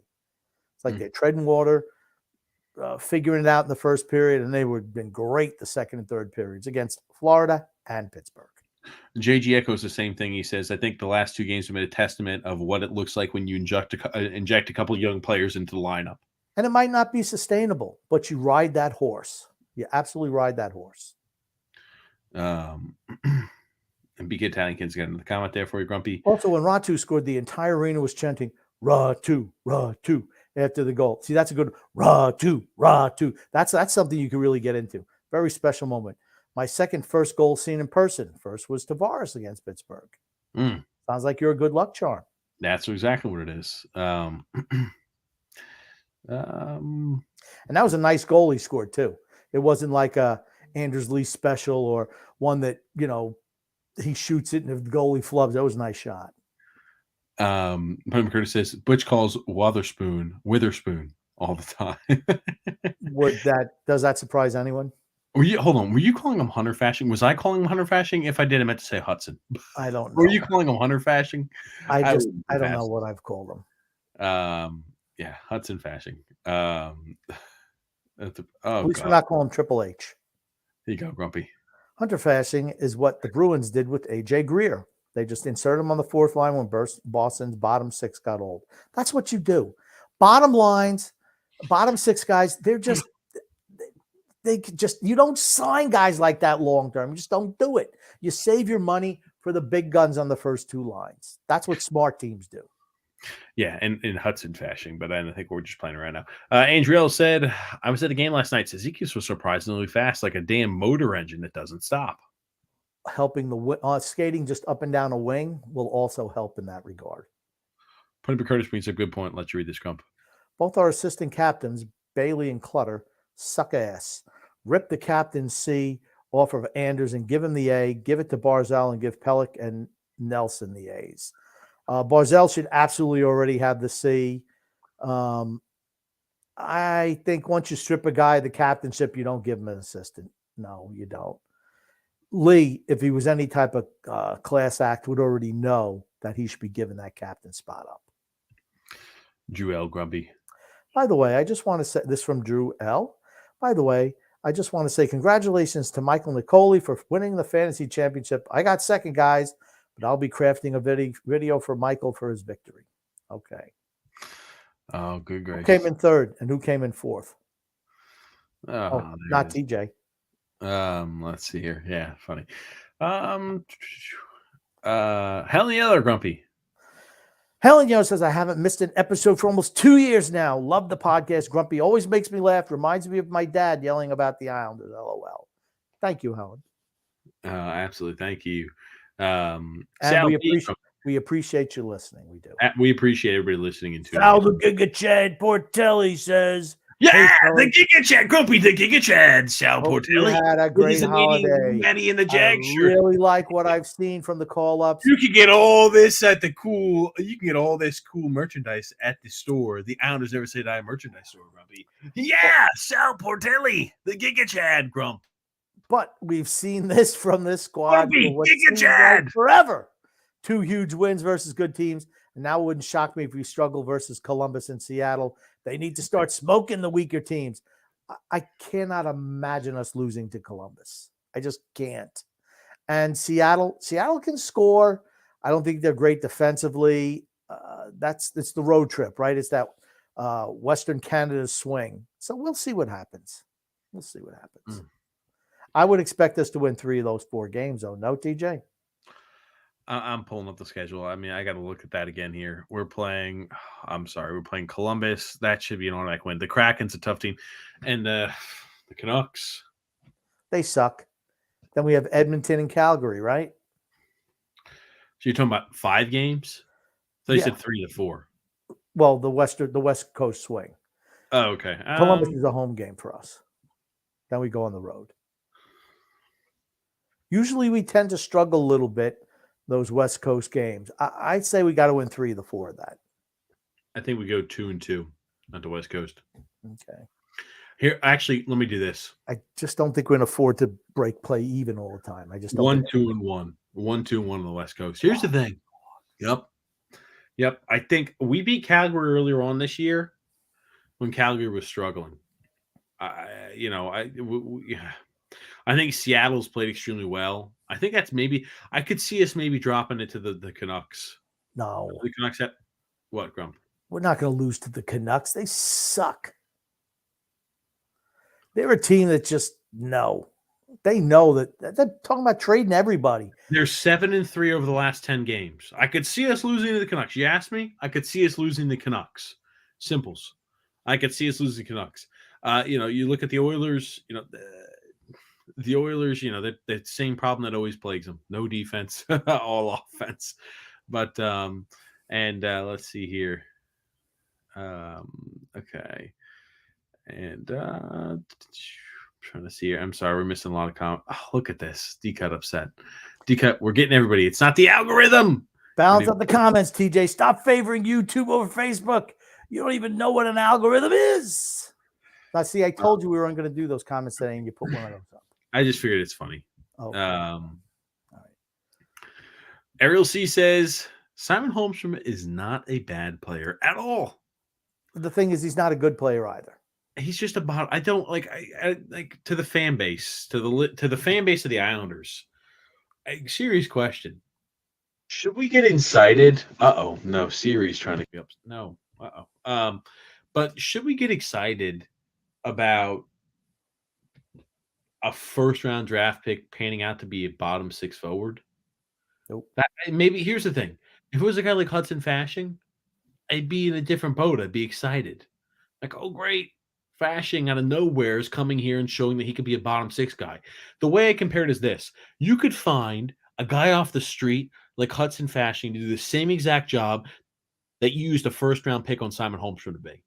Sorry. He's a bottom 6 guy that came with an expensive price tag. That's always how I'm going to view him. That's how everybody should view him. My question, does Simon Holmstrom, he's not a bad player. Okay. Does he blow your skirt up? He doesn't for me. Sorry. Okay. David D says here, Grumpy Man, give me a reason why Bailey seems to always end up on the top line. He must have something on Captain Lou. It was the same thing under Waite, the same thing under Capuano. I don't understand. I think it's because you have to spread the suck around.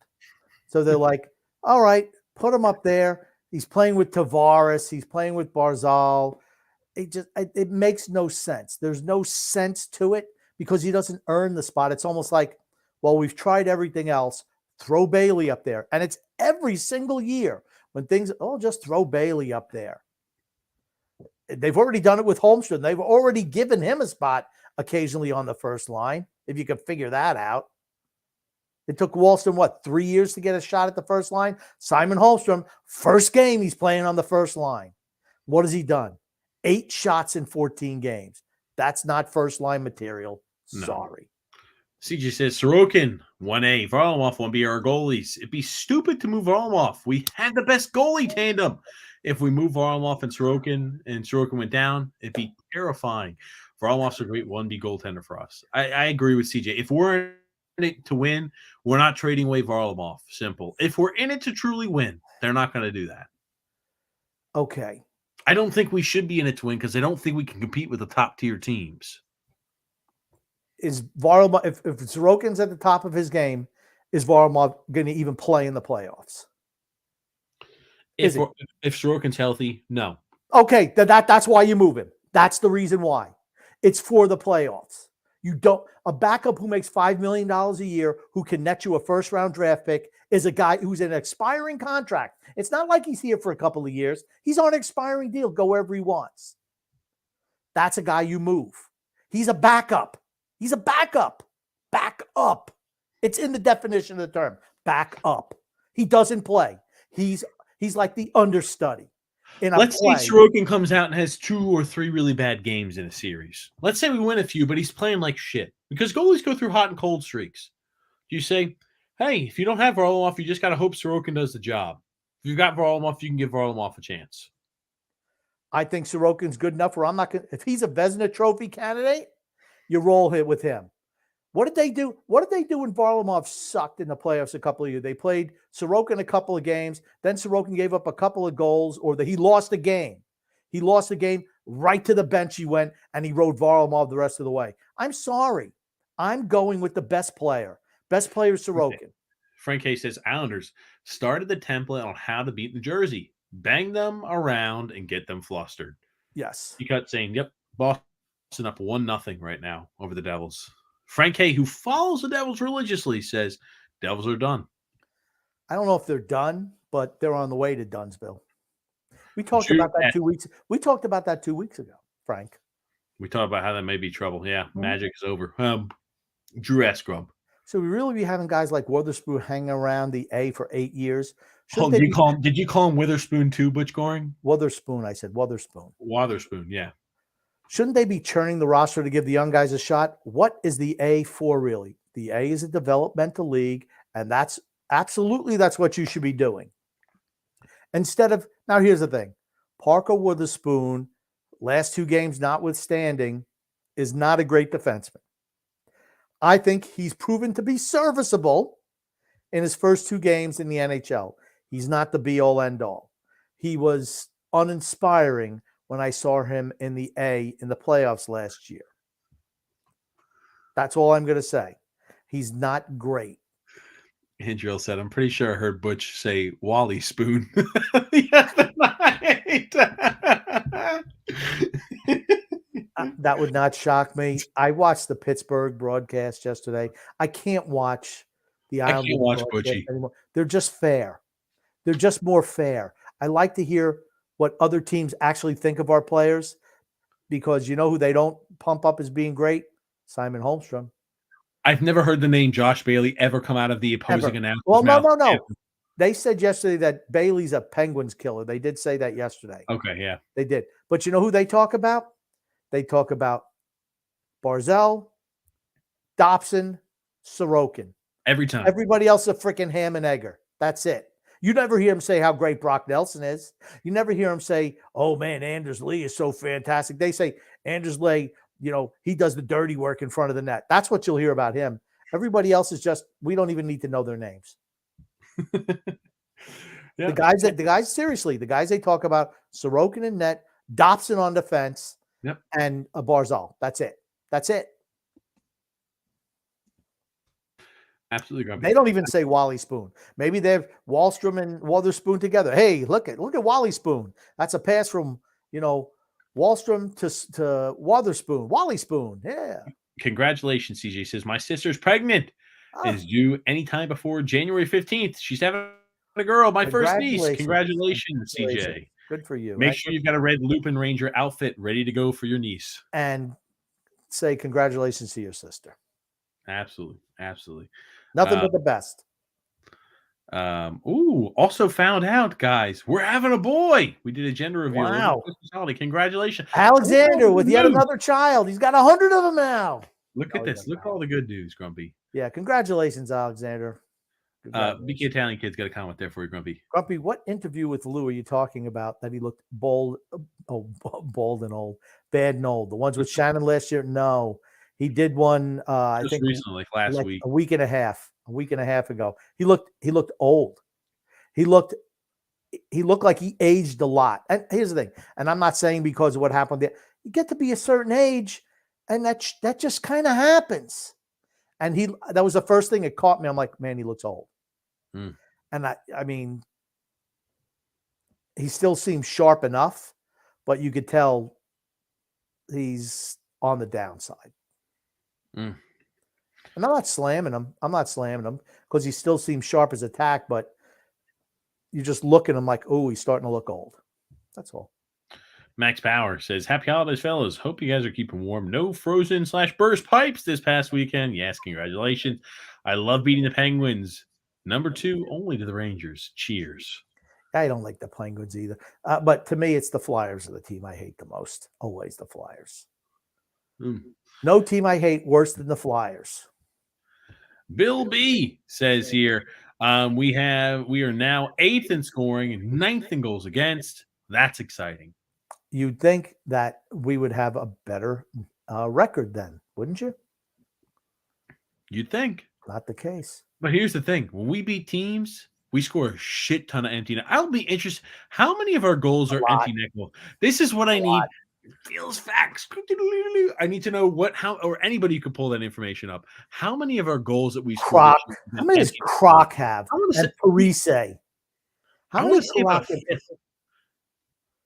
I'll bet you Croc has 2 or 3. Parise's got 2. Anders Lee has at least 1. We get a lot of those empty netters. Really quickly, quick aside. We'll get that pulled up. We're gonna have to have somebody who knows. I'll try to find that information. I won't be able to find it out. Somebody, do you remember Tom from the Belmont Bunch? Great Islanders. Great Islanders content. If you're looking for like a 10-minute clip at the end of like wrap-ups of games, you got to love it. You got to check out the Belmont Bunch, YouTube, Facebook, Twitter, etc. Tom does that. He said, well, with Atu Ratu, players like Parker Wotherspoon, these young guys like Hudson Fasching, do we have to start giving Brett Thompson credit? Is what he asked. And I'm like, that's a good question. When do we have to start giving Brett Thompson credit? If we do, for these young AHLers coming and producing in the NHL. Does he deserve credit? Yes or no? Yes, he does. What does it tell me, though? What does it tell you who's been holding the young guys back? Who was it? Who was it all this time? Who was it? Barry. Thank you very much, Barry Trotz. That's right. They're not looking for the oldest guy, or let's go out in free agency and sign a Zdeno Chara or a Andy Green. Nope, that's why you have minor leagues. Not to sign old guys. You put the younger guys in there. You let them develop. Think about last year if we didn't have Chara. We didn't make the playoffs. We weren't going to make the playoffs. You're trying to tell me there wasn't a defenseman we could have slid up and given him time? That's true. That's true. Yeah. But yeah, I saw that comment and I was like, holy crap. He may be on to something here, Grumpy. I mean, Fasching hasn't been there a long time. Ratu hasn't been there a long time. Witherspoon certainly has. And he's been serviceable. And Holmstrom has been there forever as well. I don't know. To me, Holmstrom is just a bottom liner for me. He's a bottom 6 guy. But Fasching has showed some jump. He's really taken, like I said, he's taken the puck and skated with it. And Ratu's legit. Absolutely legit. Why not Ishikov?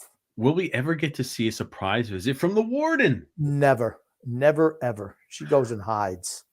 We surprised the warden. We brought the lovely Paige with us, and I said, as soon as I walked in, I said to the warden, I said, because we've given you the surprise, now we have to release the plate video.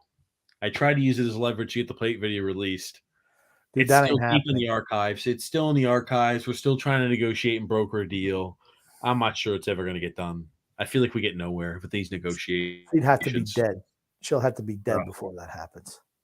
Oh man. Or maybe no, I don't even think the last podcast. Gungu says, how come Bailey looks so bloody awful one game and respectable the next? It was Pittsburgh, and he looks okay against. I mean, think about it. I thought he looked okay yesterday. The whole team looked great, though, right? But that goal that he scored was all Dobson. It was all Dobson. Poker says, Bolduc untouchable? Yeah, right. I like what I've seen out of Bolduc this year. Yeah, I'm not saying he's untouchable, but it's nice to have a young guy who could. Okay, is it going to be Salo? Is it going to be Bolduc? These are all left shot defensemen. Is it going to be Aho? Is it going to be Witherspoon? It's a nice problem to have. Yeah. And if these guys show out at the NHL level, they're guys you can include in a deal as a auxiliary piece to get something done, perhaps. Gungun says, I missed the beginning of the show. Was Christmas discussed? If you haven't discussed best gifts you each received, right now feels like the right time. Grumpy, I'll let you take it here first. Christmas was, we just said Merry Christmas. That's it. Best gifts you received, it was TJ and his wife coming into town. That was our best gift.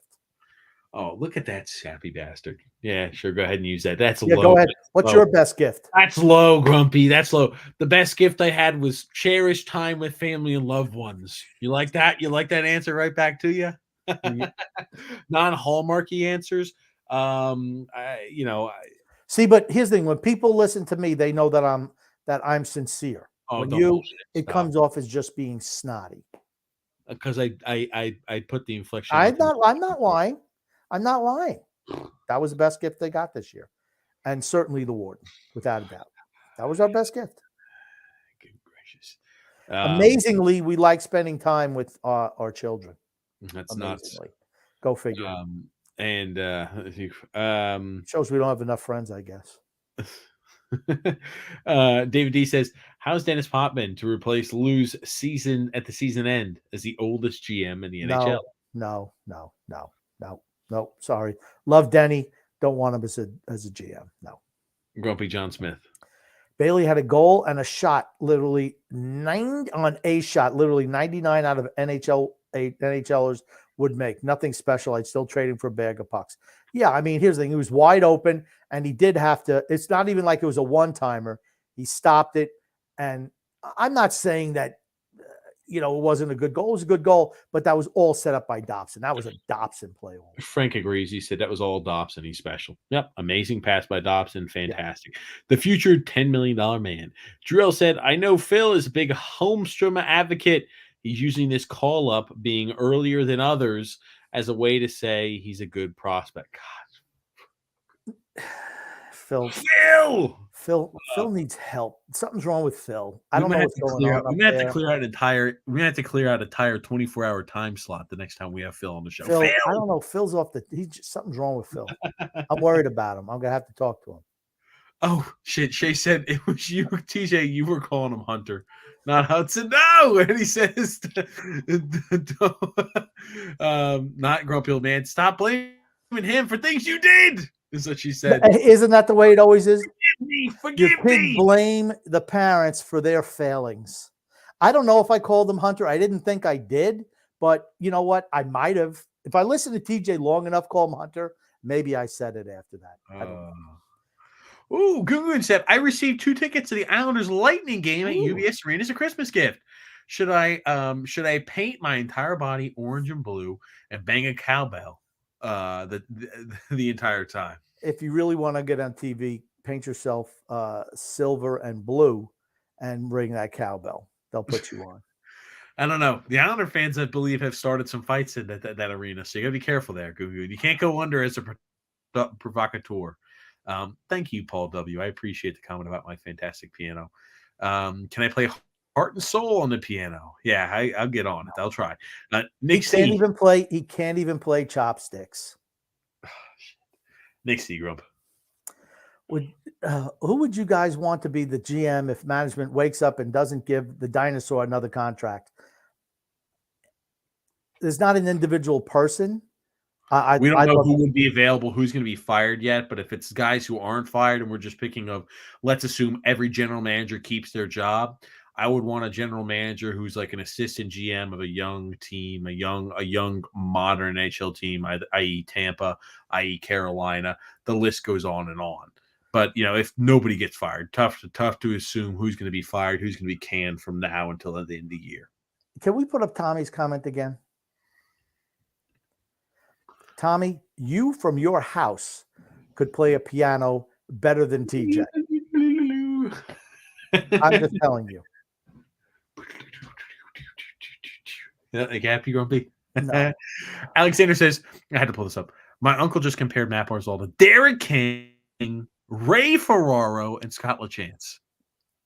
Your uncle's got issues. We've discussed that in person, Alexander. You know that. Your uncle's lost his mind. He's lost his mind. He's lost his mind. He's lost his damn mind. Should we discuss the Jets Mike White situation tonight, or I'll bite until tomorrow? Let's do that tomorrow. Oh, goodness gracious. The Jets. Safe to say Zach Wilson's out, right? I would agree. Yep. Yeah, that's right, Grumpy. I was just calling him the Hudson Hornet. That's how I can remember. Hudson Hornet. Hudson Hornet, Grump. Paul Newman. 36 points. The Ballerina, 35 points. Okay, the Ballerina creates. You know what it's like when you're watching a ballerina out there? You're watching greatness. If how many lost the ballerina, Brock Nelson is a motherfucker who comes and sweeps up the freaking roses that get thrown on the freaking stage after the ballerina gets done performing. That's what he is. How many empty net points does Croc have? I need somebody who can pull this information as it's readily available at their fingertips to provide this to us. How many empty netters does Brock Nelson have? Because Matt Barzal has 0. That's right. I know Brock Nelson at least has 1 goal. He doesn't even get a sniff on. They put freaking Casper Holmstrom out there in that situation as opposed to Matt Barzal. No. Let's see here. They did put Tavares, Lee, and Nelson on the same line at one point, and Okposo and Nelson with Tavares. It's the Wayback Machine. The way back machine.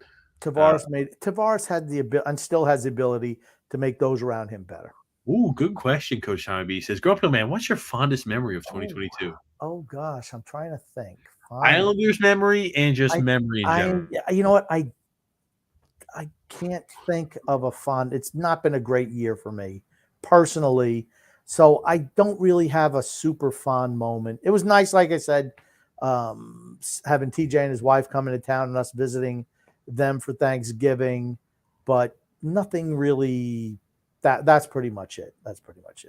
More unhappiness as opposed to happiness this year.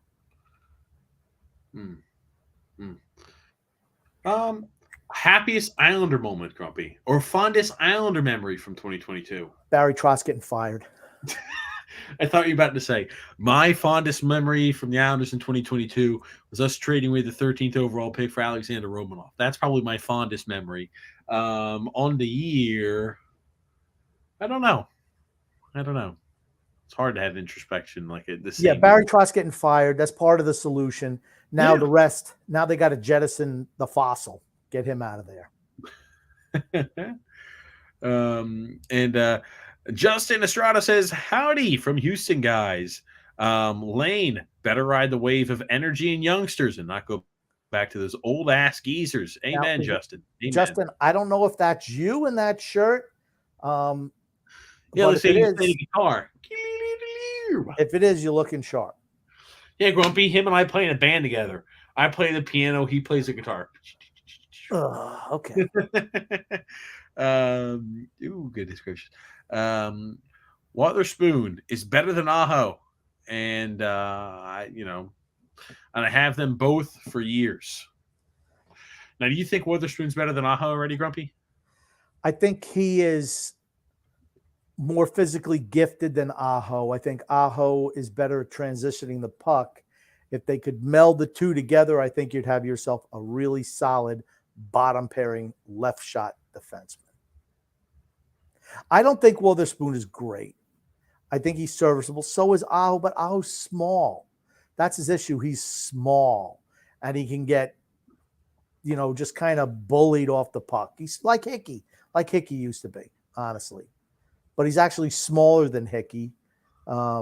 Witherspoon's been okay. I just want to say pump the brakes on Witherspoon. I think he's serviceable. Yeah. Grumpy. Uh-oh. Grumpy, are you reading this comment, Grump? I know it's not the Two Man show, but Alexander, this is big. Okay. Finally. Paint the background. Paint the background of this, the significance of this, Grumpy. Alexander has been the biggest Tua honk that there is. All year we've been working on him, trying to explain to him, trying to help him by saying, guess what? Tua's not he's a noodle. His name is Noodles for a reason. He's got a little noodle arm. Now, anytime he falls down, he gets a concussion. They need to move on from him. He needs to seriously. Do you think he's going to be playing when he's 30? I don't. He needs to quit. He needs to quit. He's not very good, first off. Second off, he's got the serious concussion. The hits he's taken haven't been that fierce. Not that hard. Yeah. The one recently, I was like, oof, buddy. Anytime you get sacked to the ground, it's like, are you okay? This is not the flag hand football. It's not flag touch league. It's just this is the NFL, my friend. Yeah, I'm just like, whatever. They won't be playing. I'd never give him a second contract. If he doesn't retire before then, he will not be playing until 30. CJ says Brandenburg scares the hell out of me. He looks like one of the Lollipop Guild or a strange character you'd see in Lord of the Rings or a Harry Potter movie. Bren's a really nice guy. Really nice. Yeah, he is. He is. They're all fantastic people. Yeah, all of them. Every single to a person, really nice. So Shay says Phil's tweets are insane. He said to trade Sorokin. Now, I've got to bring this up. Well, no, what Phil did. He's trying to get a following. No, Phil has been flip-flopping all over the place. It's like he's been flip-flopping. Was that Grump? It's like a fish on the dock. Flip-flopping. It's one of those things I got to ask him about. He's on to our side. Just on December 22nd, he was on our side. He said full rebuild. He said massive rebuild is needed. I'm okay, he was even worse than I was. Well, at the beginning of the year, he said the team was cooked, that it wasn't, and now it's cooked again. The Islanders need a proper rebuild and a major tank for the rest of the season. After a roster freeze, you trade. Hold on. And so trust me, we'll be bringing this up when we have Phil on. Sorokin, Bavillier, Varlamov, Mayfield, Parise. I'm not down for this trade here. This is the only person. You don't have any goalies in your system. This allows you to collect 4 first-round picks, including 3 this year, and get you into Bedard territory. I'm not moving Sorokin. Yeah, he's the only no-go. I would not be opposed to moving the other 4. Yeah, I agree with that. So he's on our side. Maybe he's on our side. John Smith, the legend himself. 9 empty net goals. I'm dying for a breakdown. I want to see the points. I know Lee has at least 2 or 3 points. Croc has at least 2 or 3. Milo Brownie says, what's wrong with empty netters? It means your team's winning. Should your team not score in empty net opportunities, Grump? No, it was just someone who came up. And who was it? I don't even know who. Oh, it was D-Cut. When I look at point totals, I'm like, it's a lot tougher to score with a guy in front of it than it's not. I mean, they all count the same, right? But I'm like, Matt Barzal never gets an opportunity out there with an empty net. Some players never get the opportunity. Other players play every empty net opportunity. When somebody says to me, Len D-Cut, I'm calling you out now. Go! I love you, but I'm calling you out. When you say Brock has 36 points and the ballerina has 35, I think it's legit to say, okay, how many empty net points does Brock have? Because he's out there for every empty net situation, every single one. And we've got 9 empty net goals. I think he's got about 30. I bet he's got 4 points. He's got 36 empty net points. Anyway, no, that's not true. But I bet he's had probably 3 or 4. He says, should Zach Wilson ever be allowed to attend another Rounder game? That's a really good comment, Goon. That's comment of the night right now. I didn't know this would curry so much favor with you, Grump. He should, but he's not going to be getting in free anymore. Let me just put it to you that way. Oh shit. And who the hell was that center who was, D-riding him at the games? What the hell was the guy? Oh, I don't remember. I know who you're talking about. Yeah. White guy with long hair. He's gonna have to hitch his wagon to somebody else. Gonna have to find Mike White. Say, hey, Mike, you thought about going to the Islander game? Let's go, man. Quarterback. Mike White's not the answer. Anthony R. Grump. I really like Ratu, Foshing, and Witherspoon. Both Ratu and Foshing need to stay with the club the rest of the year. Witherspoon looks solid, plays a simple, smart defensive game. Yeah, he's serviceable back there. He is. 14 minutes a night. That's all you should need from your bottom pairing guy. And he also says, what a difference it is when you add some youngsters in the starting lineup. And wow, did you see that Parise, Pajot, and Cizikas? That line was great. Cizikas looked like a natural fit for both of them. I think what the style they play are all very similar, and they kind of feed off each other. They're all hard workers. Yep. They all have average-ish to above average skating, and they're all guys who are not afraid to throw the body, and they're complete energy guys. And they're not yet cashed. So, or at least for the energy portion. They match up with anybody's top pairing, anybody's top line. That's a good line to have out there when you have the other team's top line out there. I feel they're really solid defensively. All of them. Good, Grumpy. Do all teams miss wide open nets and hit as many goal posts as the Islanders, especially versus the Rangers, Panthers, and Penguins? Oh my. I've seen people miss empty nets, but it just tells you about it's a talent thing, don't you think? Can you hit an empty net from the red line? If you can't, it says more about talent than anything else. If you can, you're going home with a brand new car. If you're Brock Nelson, that's your goal total. D-cut, Grumpy.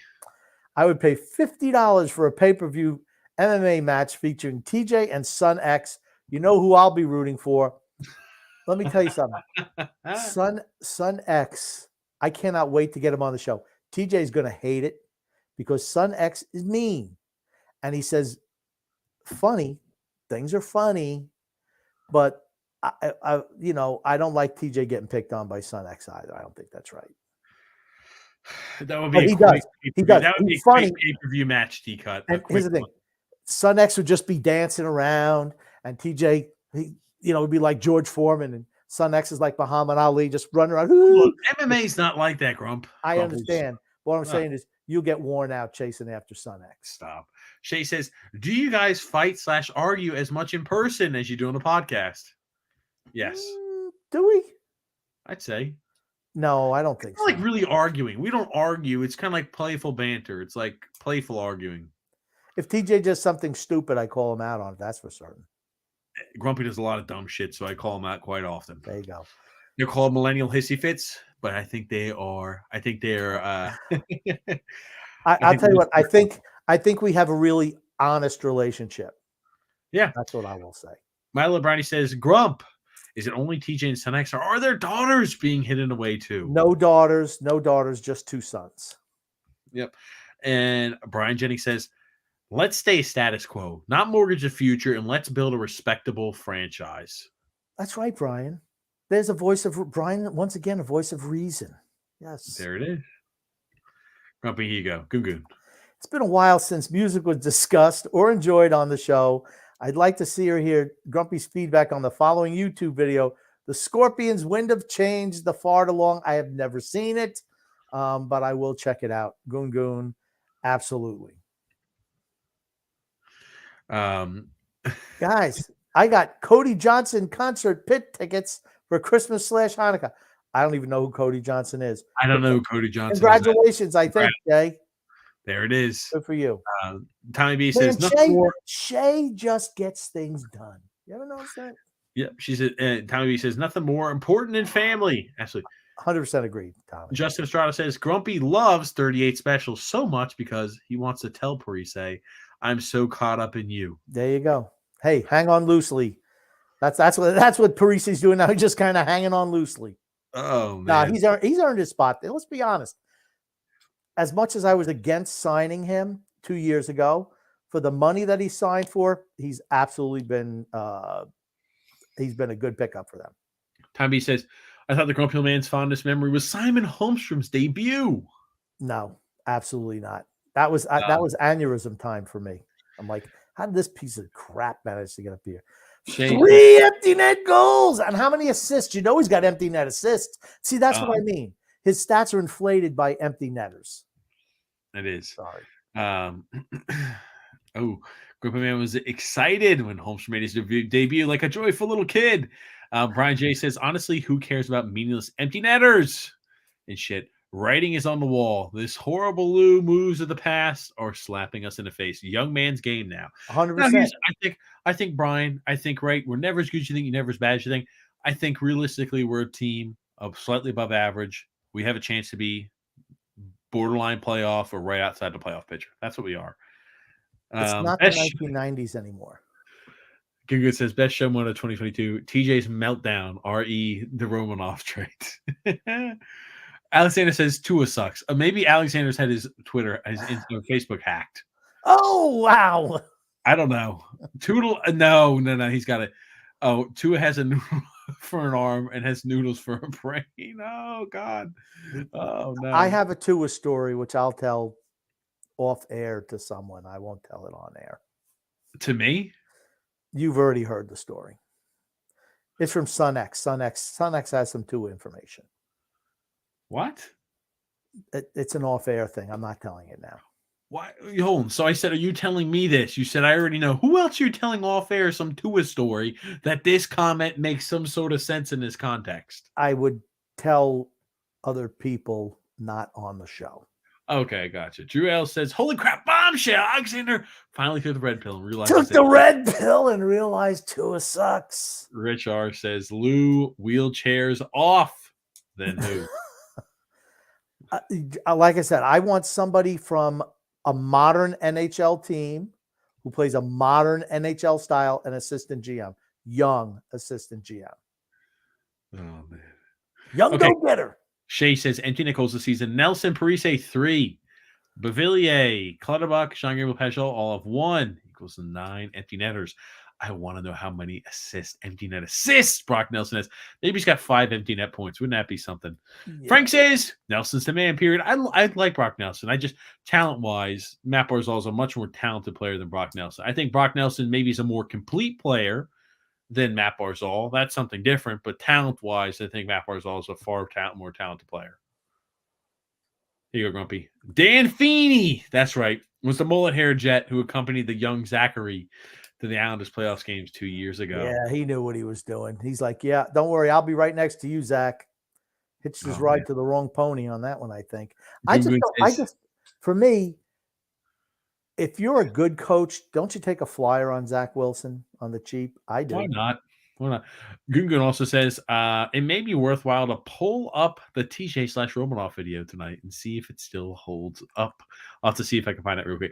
Tommy B says, I wish you both a very happy new year and nothing but a productive and positive 2023. Right back to you, Coach Tommy B. Same to you, Tommy.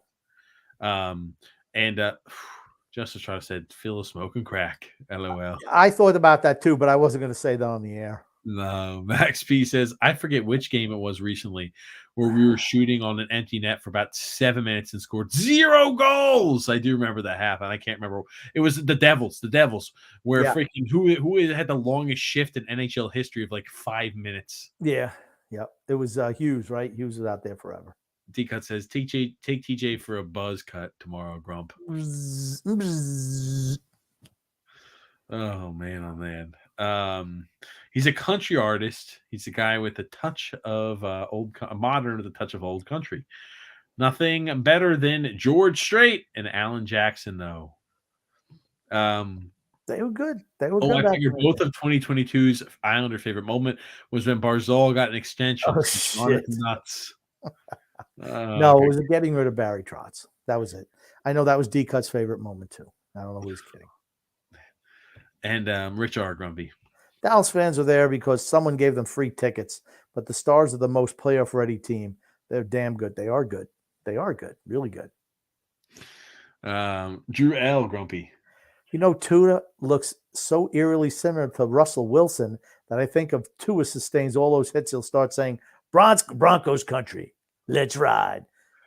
I mean, what's the worst trade you've seen in like forever? That Russell Wilson trade, yeah. Russell. And not just because of the bad trade. I mean, the Herschel Walker trade was bad, but the money that you've committed to him, it almost hamstrings you from doing anything else for the next number of years. Ugh. Draft pick, money, you name it, they did it all. Yeah. Gungun says, who had a stronger arm, Tattoo from Fantasy Island or Tua? Tattoo. I think I have a stronger arm than Tua. Probably not, but maybe. I'm seeing. I'm going to tell you what, the hero of the people has a stronger arm than him at 45. My favorite 2022 Islanders moment was when Grump fired TJ from the show. Oops, I spilled the beans. It's happening Saturday night. Sorry, Grump. Thank you, D-Cut. Very good. I'm trying to see if I could find the old. Oh, man, wasn't that put up as a clip on the clip page? Okay, hold on a second. Oh shit. Shay says, I can't find the assist at the moment. Sorry, TJ. No, it's great, Shay. The fact that you find the internet goals is legendary. Absolutely legendary. Oh, God. I do have the clip. Hold on. It's 2 minutes long. Okay, here we go. It could be taken out of context. This never happened. This is not a real clip. I forget how bad I sound in this. Andriel said, is the D-Cut hating Barzal thing real? I can't tell at this point. 50-50. 50-50. At least Hackett couldn't hack it, says Drew L. That's okay. When did I tell you that Hackett was going to lose his job? Week 1. Week 1. I said, this guy's not going to make it to the end of the year. We both said it after they found a way to lose against Seattle. Yes. Week 1. Joined late, but what are your thoughts on Witherspoon? He's looked pretty good to me. No offense, but competent defensively. He's serviceable. I think he's serviceable. And are you going live tomorrow, says Drew L. Trying to, yes. Yeah. What do you feisty fellows think of the job Lane Lambert has done so far? Could Trotz have done just as good of a job? It's like black and white of a difference of what they do. I think Lane does certain things better than Trotz, certain things worse than Trotz. I mean, we wouldn't be anywhere near as good of a team if we didn't have fantastic goaltending this year. It's that simple. So it's just the Doug Weight system or the Doug Weight style with better defensive personnel and better goaltending. That's the result we've seen. Slightly above average. I don't know if anyone remembers what I said before the season started. I said that Sorokin might be a better goalie. He might be better than last year, but his numbers won't look as good because Lane Lambert was going to have to engage the defense to produce more offense since we did nothing in the offseason. So we kind of knew that was coming, and that's been the case this year, in my opinion. I think we've given up more goals than last year at this point of the season, but he's been so fantastic, and that's why our record is better. Could Barry have done this? Absolutely not. Absolutely not. Just as Strata says, Russell Wilson is this decade's version of Albert Hainsworth. Huge, embarrassing failure. I disagree. Albert Hainsworth quit and was a dog. That's the difference. I don't think Russell Wilson has quit. I just think I said from week 1, I said something's wrong with him. He's not throwing the ball right. Yep. And he's been terrible all year. Maybe he's got an injury we don't know about. I remember when Albert Hainsworth couldn't pass the conditioning test, and they had like news anchors were like, I'm going to run in the first, second, or third time. Anyone, you pick your choice. Yeah. Time B says TJ needs to end the show playing the piano, even if he sucks at it. Maybe. Okay, let's see here. It's going to be like Inception. We're going to have a clip of us inside a clip of us. So, oof, man. This guy right here in the white shirt doesn't even look like me. I don't know who that is. I don't know, but he's got hair. Is that why he doesn't look like you? Yeah, let's listen to what this is here. Oh, son of a biscuit. Okay.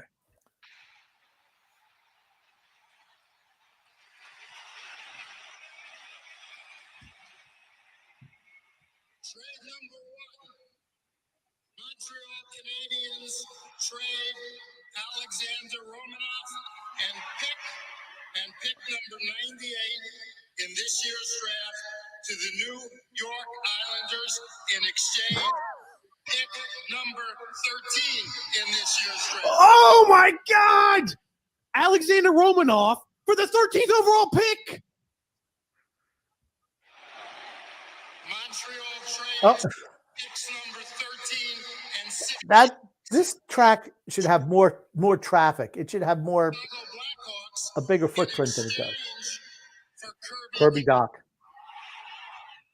Lou Lamoriello has got to fucking go. He's got to be fired. He's got to be fired. Fucking go. Phil just said excellent trade. For fucking Romanov, the 13th overall pick. Get the fuck out of here. What? The 13th overall pick.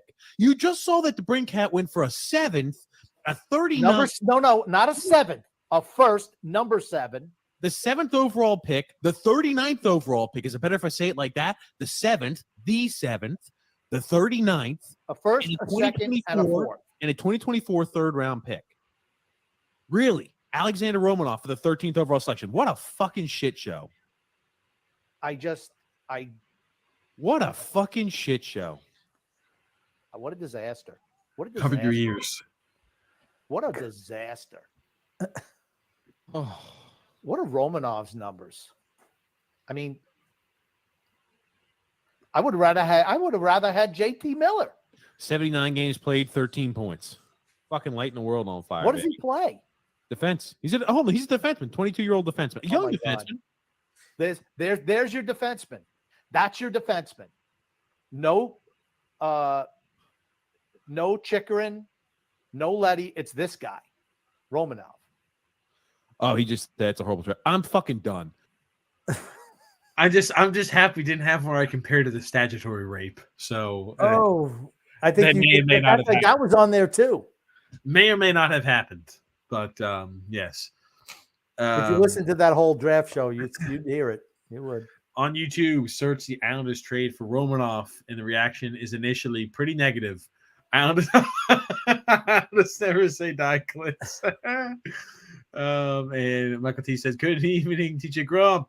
Happy to see you. Cheers and a happy, prosperous 2023 for all of us. Cheers, absolutely, Michael T. I'd rather see a black screen than TJ's huge forehead. Bring back the broken camera," he says. Geez. Okay. Michael T. Grumpy. So could the Islanders be any more annoying to almost everyone? So milquetoast they can beat the top teams, then lose to the bottom feeders. Ugh. Tom B says Phil Sachs was sleeping at the stage of the draft night. Oh. Drew L said, "What's hilarious about the clip is TJ I remember that I was working on my internship inside of a crappy concession stand when you had that reaction." Oh, God. Yeah, it's like you remember where you were when like Kennedy was assassinated or Elvis died or something like that. Where were you when Romanov was traded to the Islanders? I know exactly where I was. I went through every win, and Nelson has one empty net assist. I could have missed something. Thank you, Shay. Shay, you get a fantastic award, Shay. If I have my sound clip, I give you the little woohoo clap sound clip. But so 4 empty net points so far for Brock Nelson this year. This is a great Devils Bruins game right now. 1-1 tie heading into the third period. In the 7 minutes remaining in the third period. All right.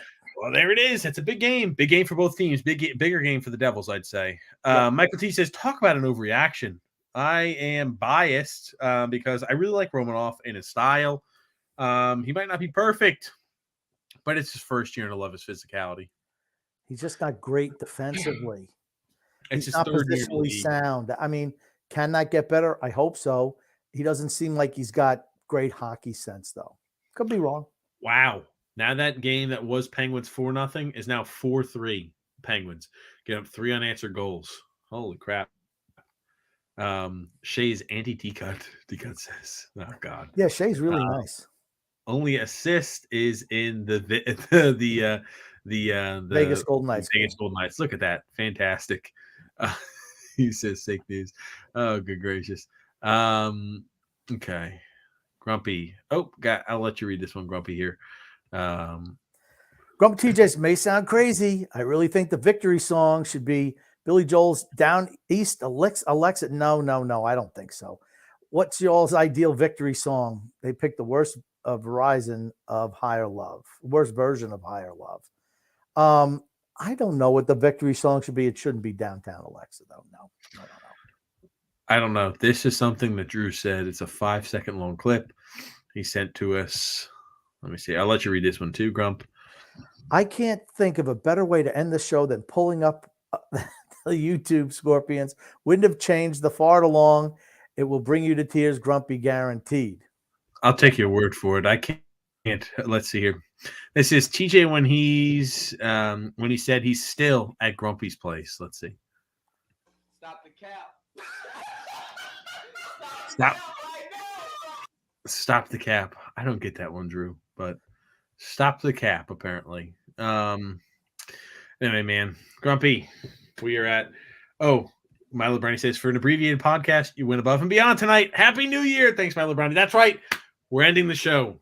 2 hours. Yes, we went an hour longer than we wanted to, Grumpy. Can I just say, I want to say love and laughter to everyone who listens, and even those who don't, from TJ and the Grumpy Old Man. We're probably going to definitely be doing an abbreviated version tomorrow of the Islanders of the TJ and the Grumpy Old Man show. Too much football, and we haven't talked about it. I'm getting ready to vomit some football out on people tomorrow. And then probably a shorter version on Saturday, the Islanders. Who knows? But we have to do something. Got to get back out to the people.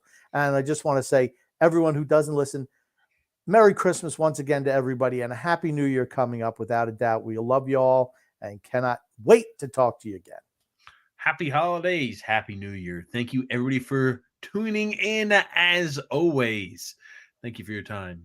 Thank you. Hopefully you had a great holiday season. Hit the thumbs up button.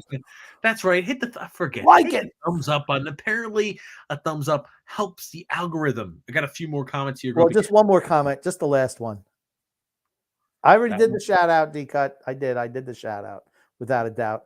I want to make sure. Shout out to Isles of Misery Radar, but the last comment's the best. It says, D-Cut says, Saturday is TJ's last show. Oh, good gracious. That's it. Thank you, everybody, wishing us the Happy New Year's. One more Gungun says here, is just me or Mayfield involved in several blunders per game? Tim for Lou time for Lou to trade him for a 35-year-old former New Jersey Devil? Maybe so.